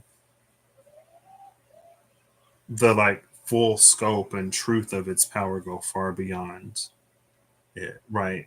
And if you think about it, sometimes we think of love or we discuss love as like this cosmic force that builds up, composes, comprises reality,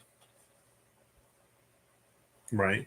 We are all like made of the love of the divine, and everything returns to love, and everything is love, and stuff like that. So, again, like it has this internal, integral, structural sort of whatever. And I guess love is a currency that you can use to manifest stuff.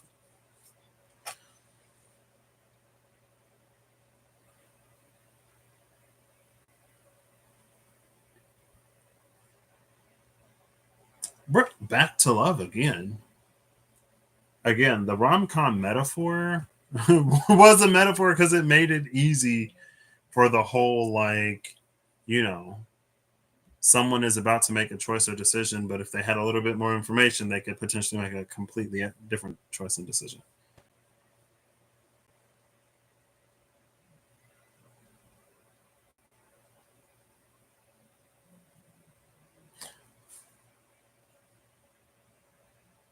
Neptune is about to retrograde back into Pisces. I think it was the day before yesterday. I thought about the challenge of North Node Pisces in a way that was different to what I had been thinking before. Meaning something was happening in the world or in my life. And I was like, oh, this could be like another manifestation, another way that like North Node Pisces, South Node Virgo could play out. And I never thought about it in this way until I am observing whatever it is that I'm observing. Do I remember what it was? I feel like I can make a guess, but no.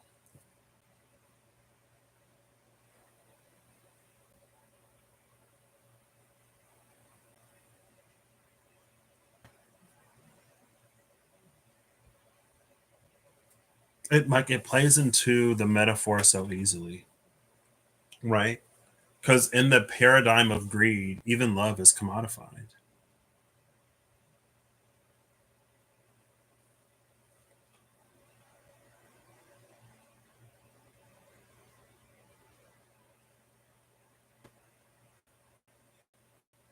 And of course, it's commodified with commercial holidays like Valentine's Day.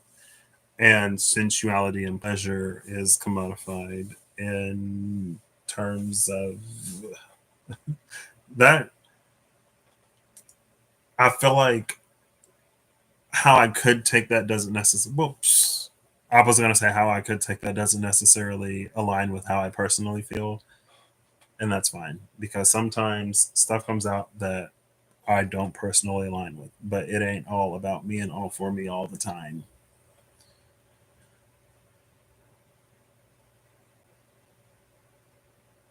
Like even sexuality and pleasure is commodified.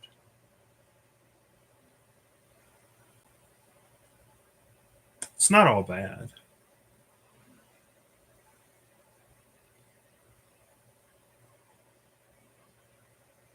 And love could just be the metaphor or the lens that I'm reading this through, right? Like so much of it is obviously not obviously, but could easily be played through like love and stuff. But it doesn't. I wouldn't say that that's the only way that this could play out or manifest.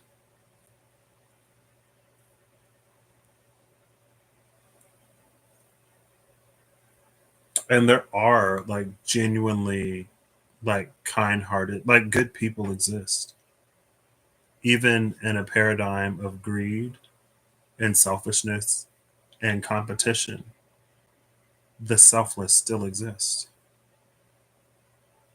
Now, There was an energy recently of someone restoring someone or something's faith in humanity or hope in humanity. Because I remember being like, whose faith in humanity is being restored? Because it was like, is it the divine's faith in humanity? Question mark. Is the divine going to be like, you know what? We tried. Just wipe the board. If people insist on taking themselves out, let them.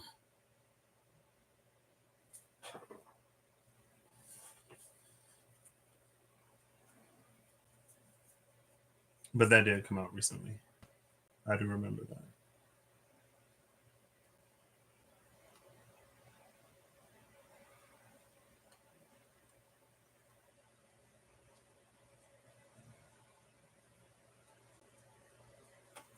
Cool. Yeah. All right. Let's get final cards. It hasn't been 3 hours, so you know the food may still be warm. It may be warm yet.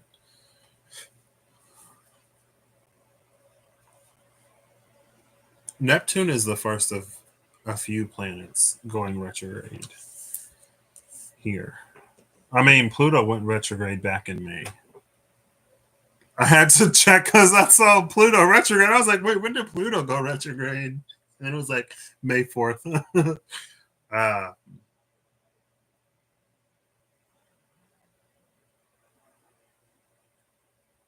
yeah, it's almost like now that now that Neptune has gone retrograde, the undeniable power of something will be like seen.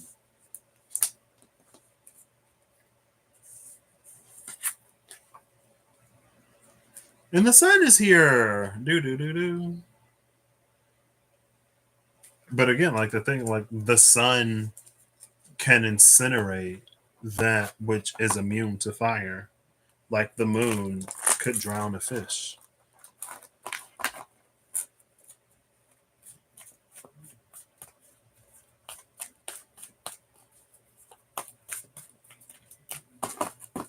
And that, again, because this is Pluto, there's something, and Pluto is like this undeniable power.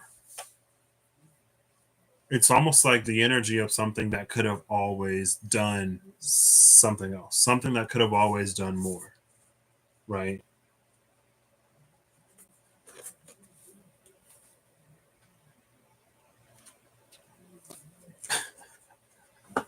There are like entire conversations that happen up here, you know? It's like I am not a superhero girly. The my favorite Marvel movies are the ones that involve like different timelines, dimensions, or like collabs, I guess. Even though I've only seen like one Avengers movie in full, and it was the first one. Um, I know that like they go back in time at some point. I did see Doctor Strange Multiverse of Madness, but I saw Doctor Strange Multiverse of Madness because of the multiverse. So that was like literally the only reason why I went to the theater to see the movie. I do want to see Spider Man because multiverse. Both Spider Man Into the Spider Verse and the other one. Um, but it's almost like it's fine. Oh, I haven't done this. Why am I doing this? Split it into 4 piles. I'll just put it all together. I'm not going to look at each different alchemy. I don't know if a force has been playing small. I don't know if it is cyclic. I don't know if it's like some greater cycle or season or what. But It's like something that has been small. It's almost like um, a Wakanda that comes out of Africa, you know, especially in the West. Our perception of Africa is what our perception of Africa is, right? And then you see something like Wakanda come out of like something so technologically advanced. Again, I'm not super deep into Marvel, but I did see the first Black Panther. Um, Something that is like decades, if not centuries, technologically ahead of the rest of the world that comes out of this place that's seen as like destitute and just like poor, and where there's like we ain't gotta get we don't have to get lost into it. It's just like that type of energy. Maybe something has been playing like a back roll. Back rolls. What you say? All right. Come on, brain, we're almost there. Something that has been playing a side role or something that's been faded into the background is just like all of a sudden like, and it could be an energy of chance, right? Like, there's been plenty of chances and opportunities for something or someone to do the right thing, and they have proven over and over and over and over and over and over again that they will never take that opportunity. But things are changing. There's Did that energy not come out? Maybe it did, maybe it didn't. Something's changing. And we've been given the time to do something differently. And so when sweeping changes are made, I did just see something on Facebook. Mystical sister and calcification. Um, there was like a new CEO at a company. It was one of those little. It seemed pretty complete on the thing, surprisingly. But it was like there was a new CEO at a company that had experiences, and also at the same time, there's a new receptionist. So the CEO comes in her sweatpants, and the person is like, "Ooh, like, what are you doing? This is a high class establishment. Like, we don't just take people off the street. If you're looking for like a Goodwill, it's wherever. Like, ew, you're poor." And she was trying to explain her circumstance, and the girl, she was like, "Oh, I work here." So the person assumed she was the new receptionist. She didn't even know that the new CEO was coming. She didn't know. So she treats the new CEO. I don't know why I did that. She treats the new CEO like garbage because she thought she was the new receptionist. She ends up locking her in a closet because she gets a call from her boss that's like, "Hey, the new CEO is coming for lunch. Like, we need to be on our best behavior." Corporate stuff. The people stuff. It ain't just corporate. Someone's coming that we want to make a good impression on. So let's make a good impression. The new receptionist comes in. She's like, "Sorry, I'm late." The person doesn't give her the chance to talk. She's giving the receptionist the welcome that she should have given the CEO, but she thought that the CEO was the receptionist because of how they were dressed. And again, the CEO tried to explain multiple times who she was, but they never let her. So she just went on. She went on with it. And the CEO was like, "I came early to see how things were done before I make any sweeping changes." And of course, the girl lost her job because it was more than just that. Now that I'm talking about this, I remember the dream I had a while ago, the energy of which has come up recently ish. Of I don't remember what the word was, but it was like the someone's parents have gone on a trip and they threw a huge party, but something happened. It was like one word in Chinese. And I was like, "What does that word mean?" And it was like when your parents, well, not your parents, when someone's parents go on a trip and a teenager throws a huge party. but the parents come home early, and it's that panic of like, the word was like that panic of someone's parents coming home and them like trying to clean up as they're like walking through the door. Yeah, so something that has been like in the back, maybe it's been a function of grace or mercy or an acknowledgement of our free will. But free will doesn't obviate us from consequence. Obviate, remove. Yeah. A need or difficulty. The Venetian blinds obviated the need for curtains. Okay. Avoid or prevent. I wanted to say obliviate, but I was like, obliviate's not a word. Is it obviate? I don't know. Anyway, free will doesn't make us immune to consequence.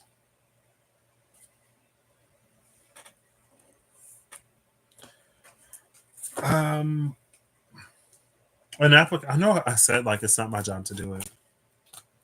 A potential like way that this could apply is like, let's say in a corporate world. Again, back to the corporate metaphor. It was corporate last time, and maybe the time before that. Let's say no, it was corporate on the offshoot of the other alchemy. That's what it was. Someone who aligns with corporate because at a local branch site level, they're violating corporate policies. Um, yeah, it could be that like, or it could be something like modernization, right? Let's say that someone has a more modern way of doing something and they get hired on at a place that's antiquated. And whoever's in charge has no interest in stepping into the present. They keep doing things how they used to be done. And because of that, there are like things are wildly inefficient and ineffective. Ineffective. Wildly inefficient and ineffective. And there are a few things that can be done to tighten things up, but they're like, no, no, we're not doing it. And then something happens and they do. And it's like, it's almost like a business is saved type of energy, right? Something that was on the brink of collapse and ruin is saved because something is done. I don't know. All right. Well, am I going to get a final one or two? Sure.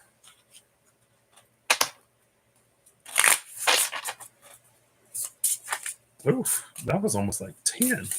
And there's only what, like 30 cards? 32 maybe? I remember when I first got the Mirror Truth Lenormand, I got it early in my tarot collecting career. And I was like, it was the same price as like some tarot decks. I'm like, I just got this 32 card, maybe 36. I think it's 36 because the cross is like number 36. I was like, I got this 36 card deck for the same price as like 78. Hello? No shade to anybody. It was just, I was new. I didn't know that my 3 card Oracle deck costs as much as a full, 78 card standard. Anyway, it's fine. All right. Clean flip or clean fall. This is the final cards. I would timestamp it, but I will not. I'll give it 2 more. Ooh. Oh. The whip fell on the floor. A latigo. A latigo with el corazón, the heart. El corazón.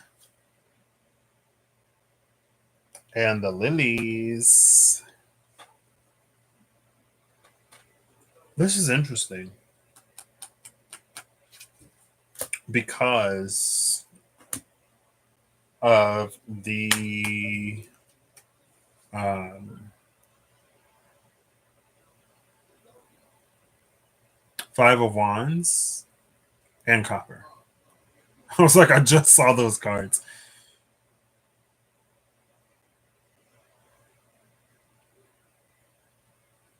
It's fine. Oof. Take it as it resonates. I was just like hit with a wave of emotion, and today's not the day.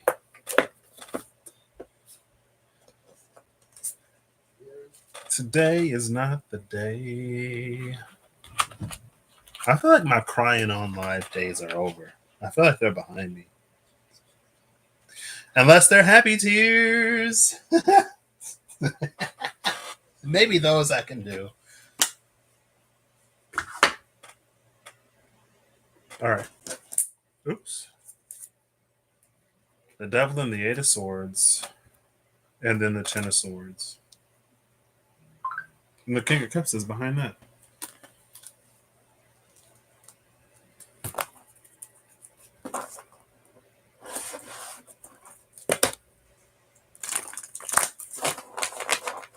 All right. Final card from this half of the Fable Makers Animated Tarot. Because I got to split it in halves to put it back in the box. Because this deck is massive.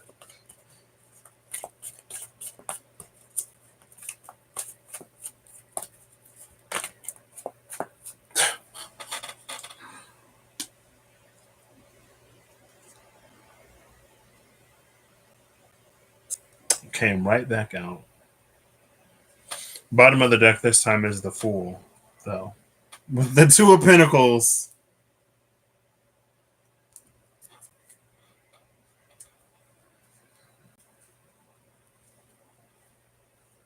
You could say, I could say, that the Whip in the Heart could be a Lenormand approximation of, oh, I just had the word in my brain.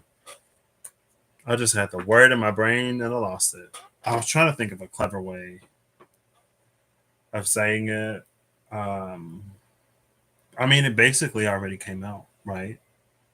The commodification of things like empathy, love, and compassion.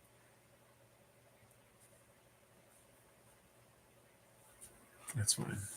Oof. Let's keep it moving. Oh, Ten of Cups. Look at that. Yeah, that's like, oof.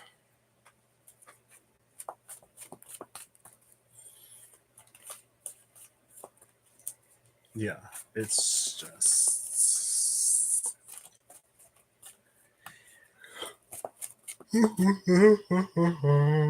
Excuse me. All right.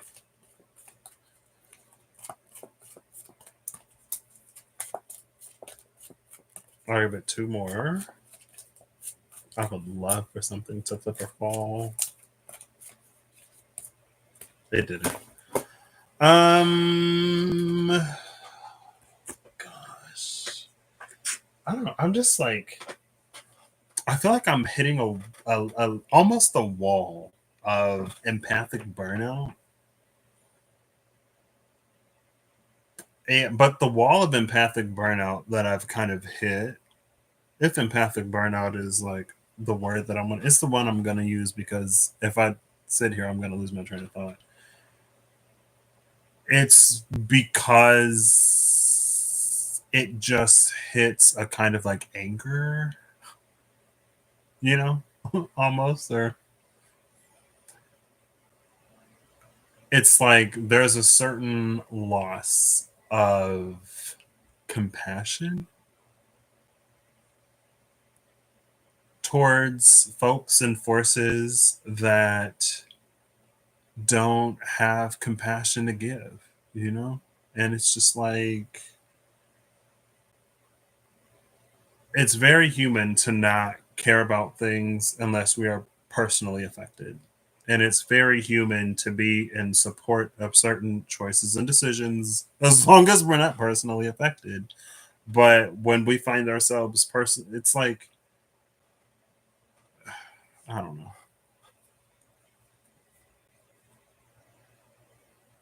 And I guess sometimes the sad old paradigm of it is that that's the way some things were. Not a problem until someone is personally affected, and what should be an almost no brainer becomes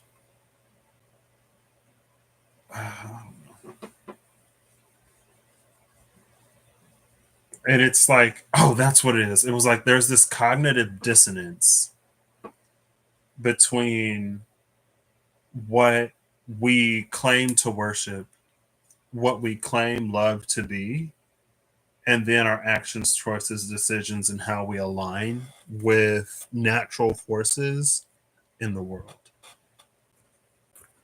And it's like if love is what we really worship, believe in, or align to, where is the love? And like all of this, and it's yeah, it's this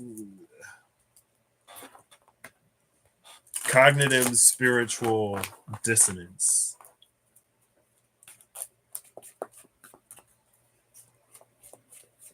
Cool. All right. I said the thing. Can I get a card now, please? I'll give it 3. Yep. Thank you. Something flipped over. I thought it fell. It's the 2 of Swords. Who's at the bottom? The 5 of Wands.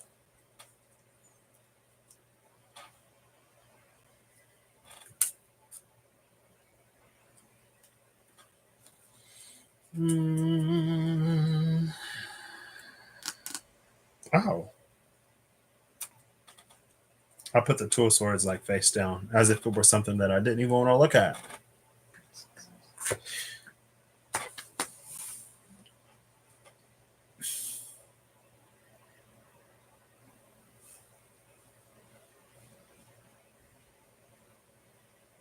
There's a complexity to a lot of where we are in life. That is a complexity of life. None of us are necessarily responsible for the circumstances that we're born in. And because of that, none of us are necessarily responsible for a lot of the, beliefs that we hold. We're not responsible for being born in the circumstances that we're born in, and we're not responsible for the beliefs that are instilled in us as we age, grow, mature, whatever. What we are responsible for is our actions and our growth, right? We're not responsible for what we're given, but we are responsible for what we leave with.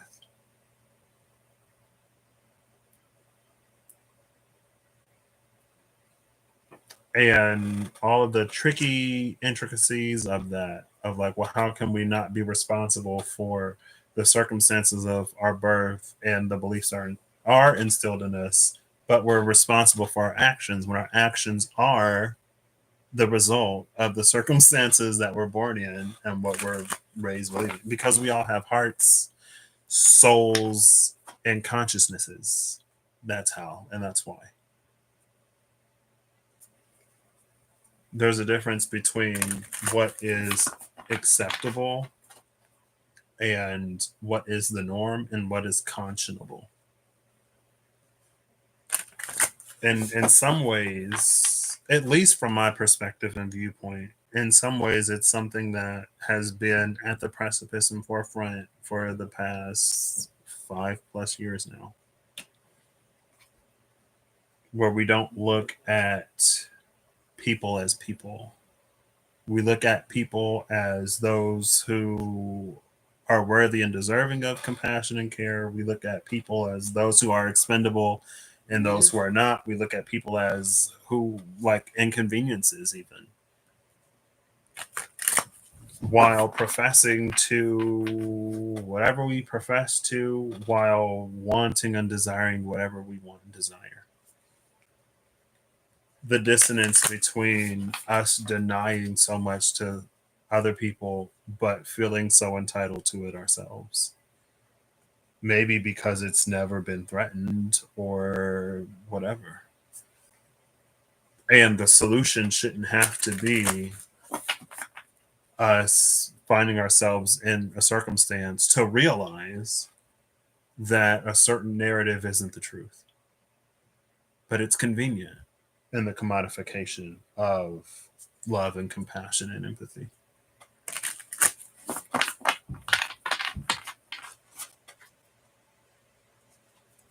Cool. I mean, it's not, but. All right, Final Alchemy.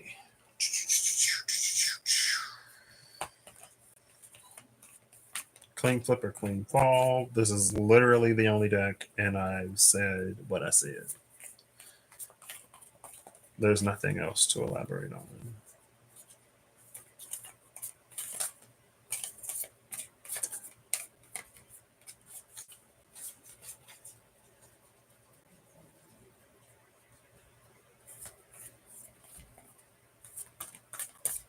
All right.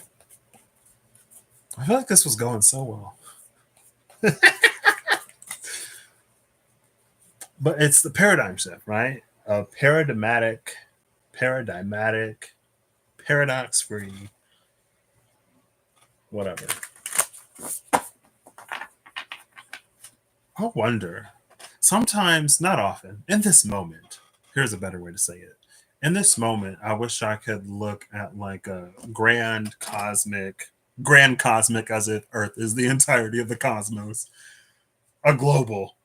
At this point, I wish I could look at a global, centralized and decentralized time, global and like versions of different timelines, right?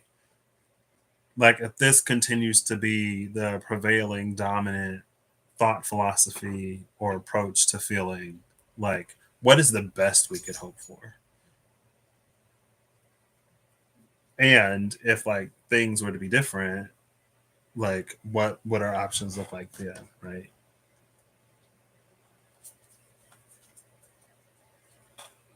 I don't know. At some point it's semantics. At some point the semantics matter, right? Talking about timeline shifts versus like paradigm shifts. Because I don't know, something about just shifting timelines feels limited. It's like making the best of a bad situation versus seeking or having a change in circumstances. That kind of came out with one of the cards. I think it was the Eminence. The best of best world. The best of worlds or something like that. Oof. Against nature. I actually saw this card last time I used this deck. I didn't mention it, but it was staring at me. Oh, bottom of the deck is vinegar. And against nature. Contra naturam. Why salt is under vinegar?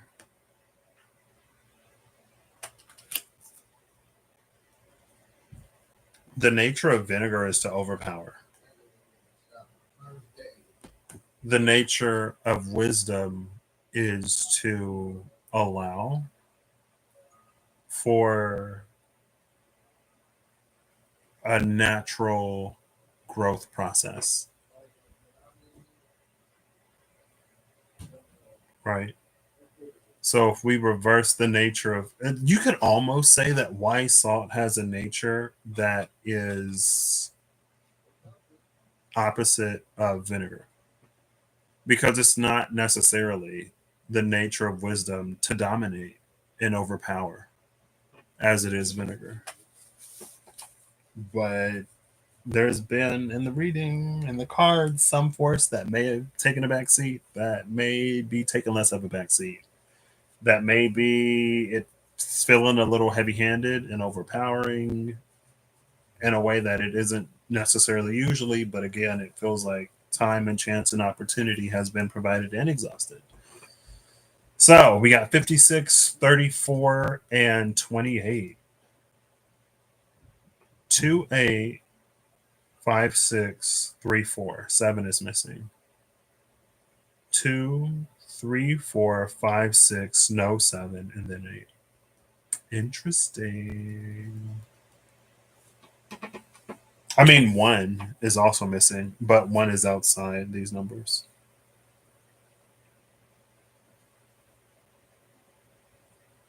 I'll read the taglines. I'll read the cards. Take it as it resonates.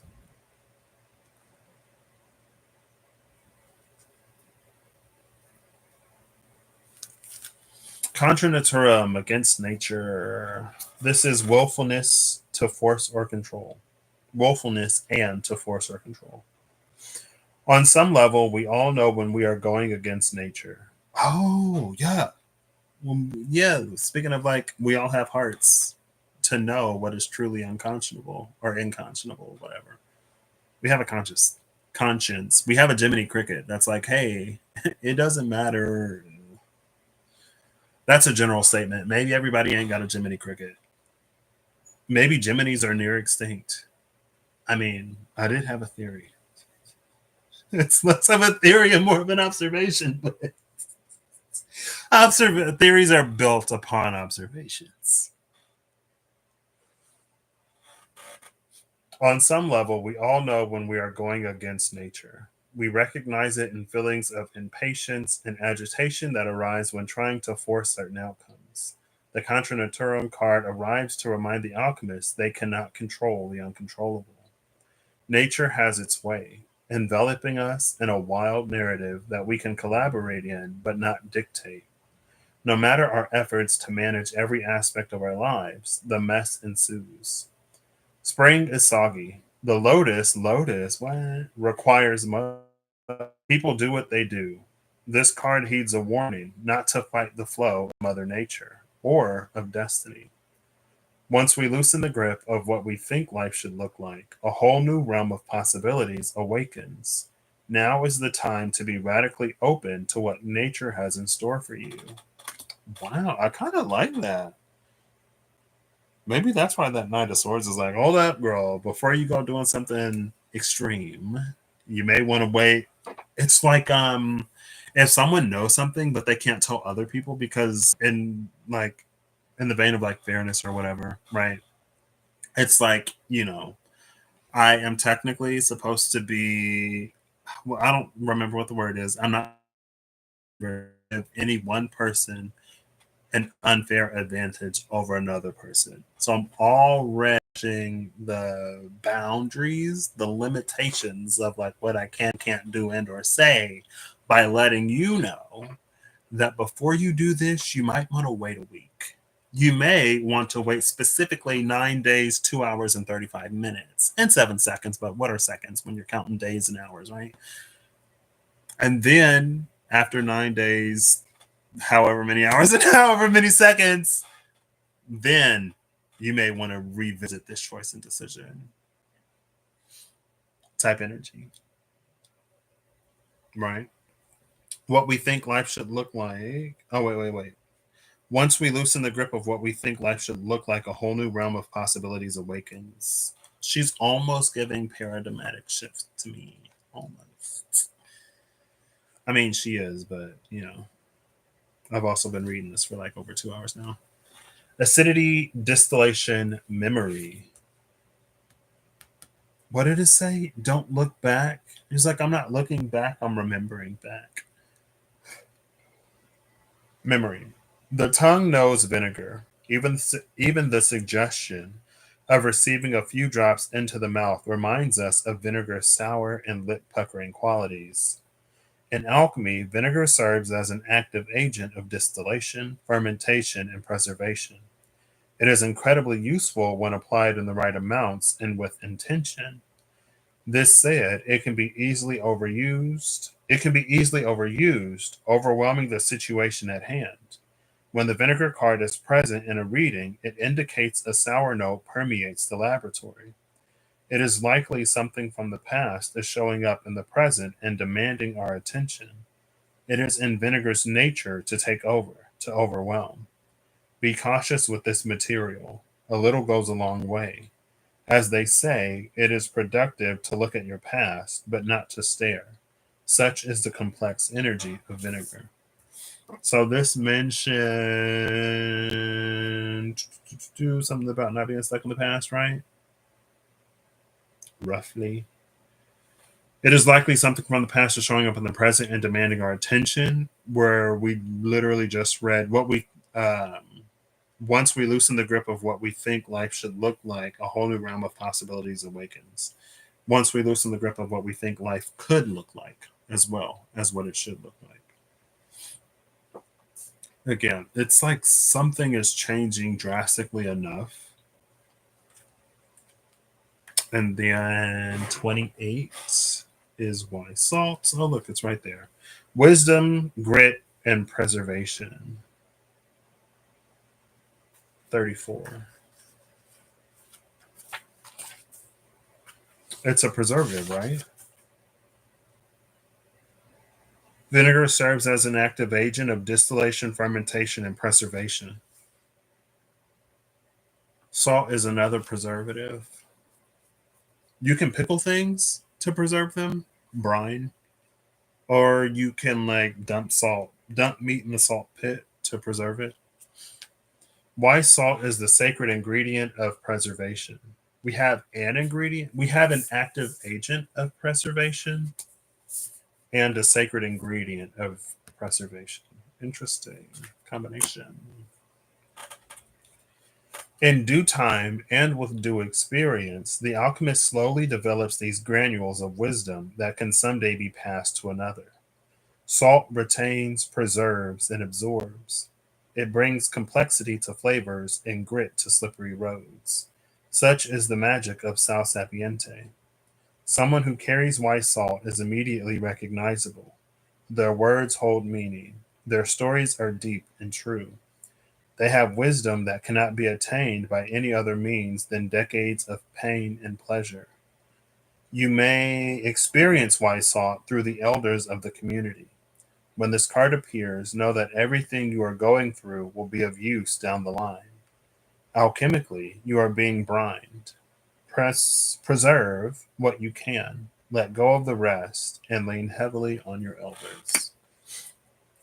Who was that? Oh, it's Chiron. It almost looked like it's not the drowned temple. Oh, there's a card. It's like blue with yellow lines that shoot out or something. I feel like it's a card that I used to see often, but I haven't necessarily seen it in a while. No, because the drowned, it may be the Azure Temple. The drowned king is this one.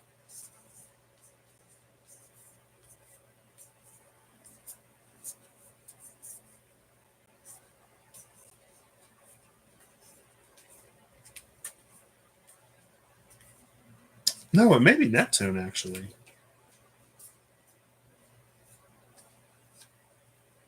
Am I thinking of Neptune? I might be thinking of Neptune. Yeah, because this is the Blue Temple, the Azure Vault. I was thinking of Neptune.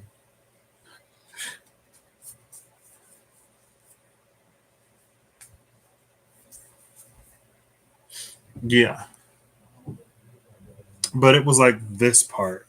It was like the light shining out into some kind of blue abyss.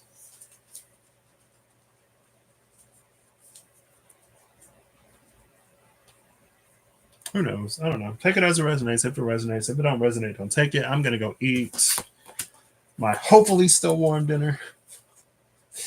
It's fine. Um, Thanks, Holly, for stopping by. I hope you all have an amazing whatever whenever you see this. I hope you're acting in alignment to make all that you wish to experience your reality. I hope that whatever you need along your path journey and way you find. And yeah. Um,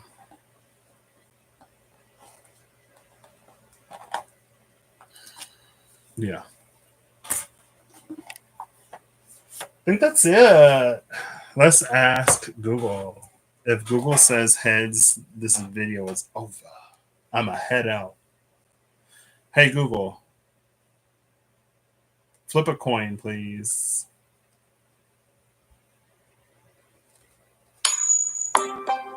Heads. Time for me to go eat. Bye. See you later. Yeah, I already gave my spiel. What else do I hope? I don't know.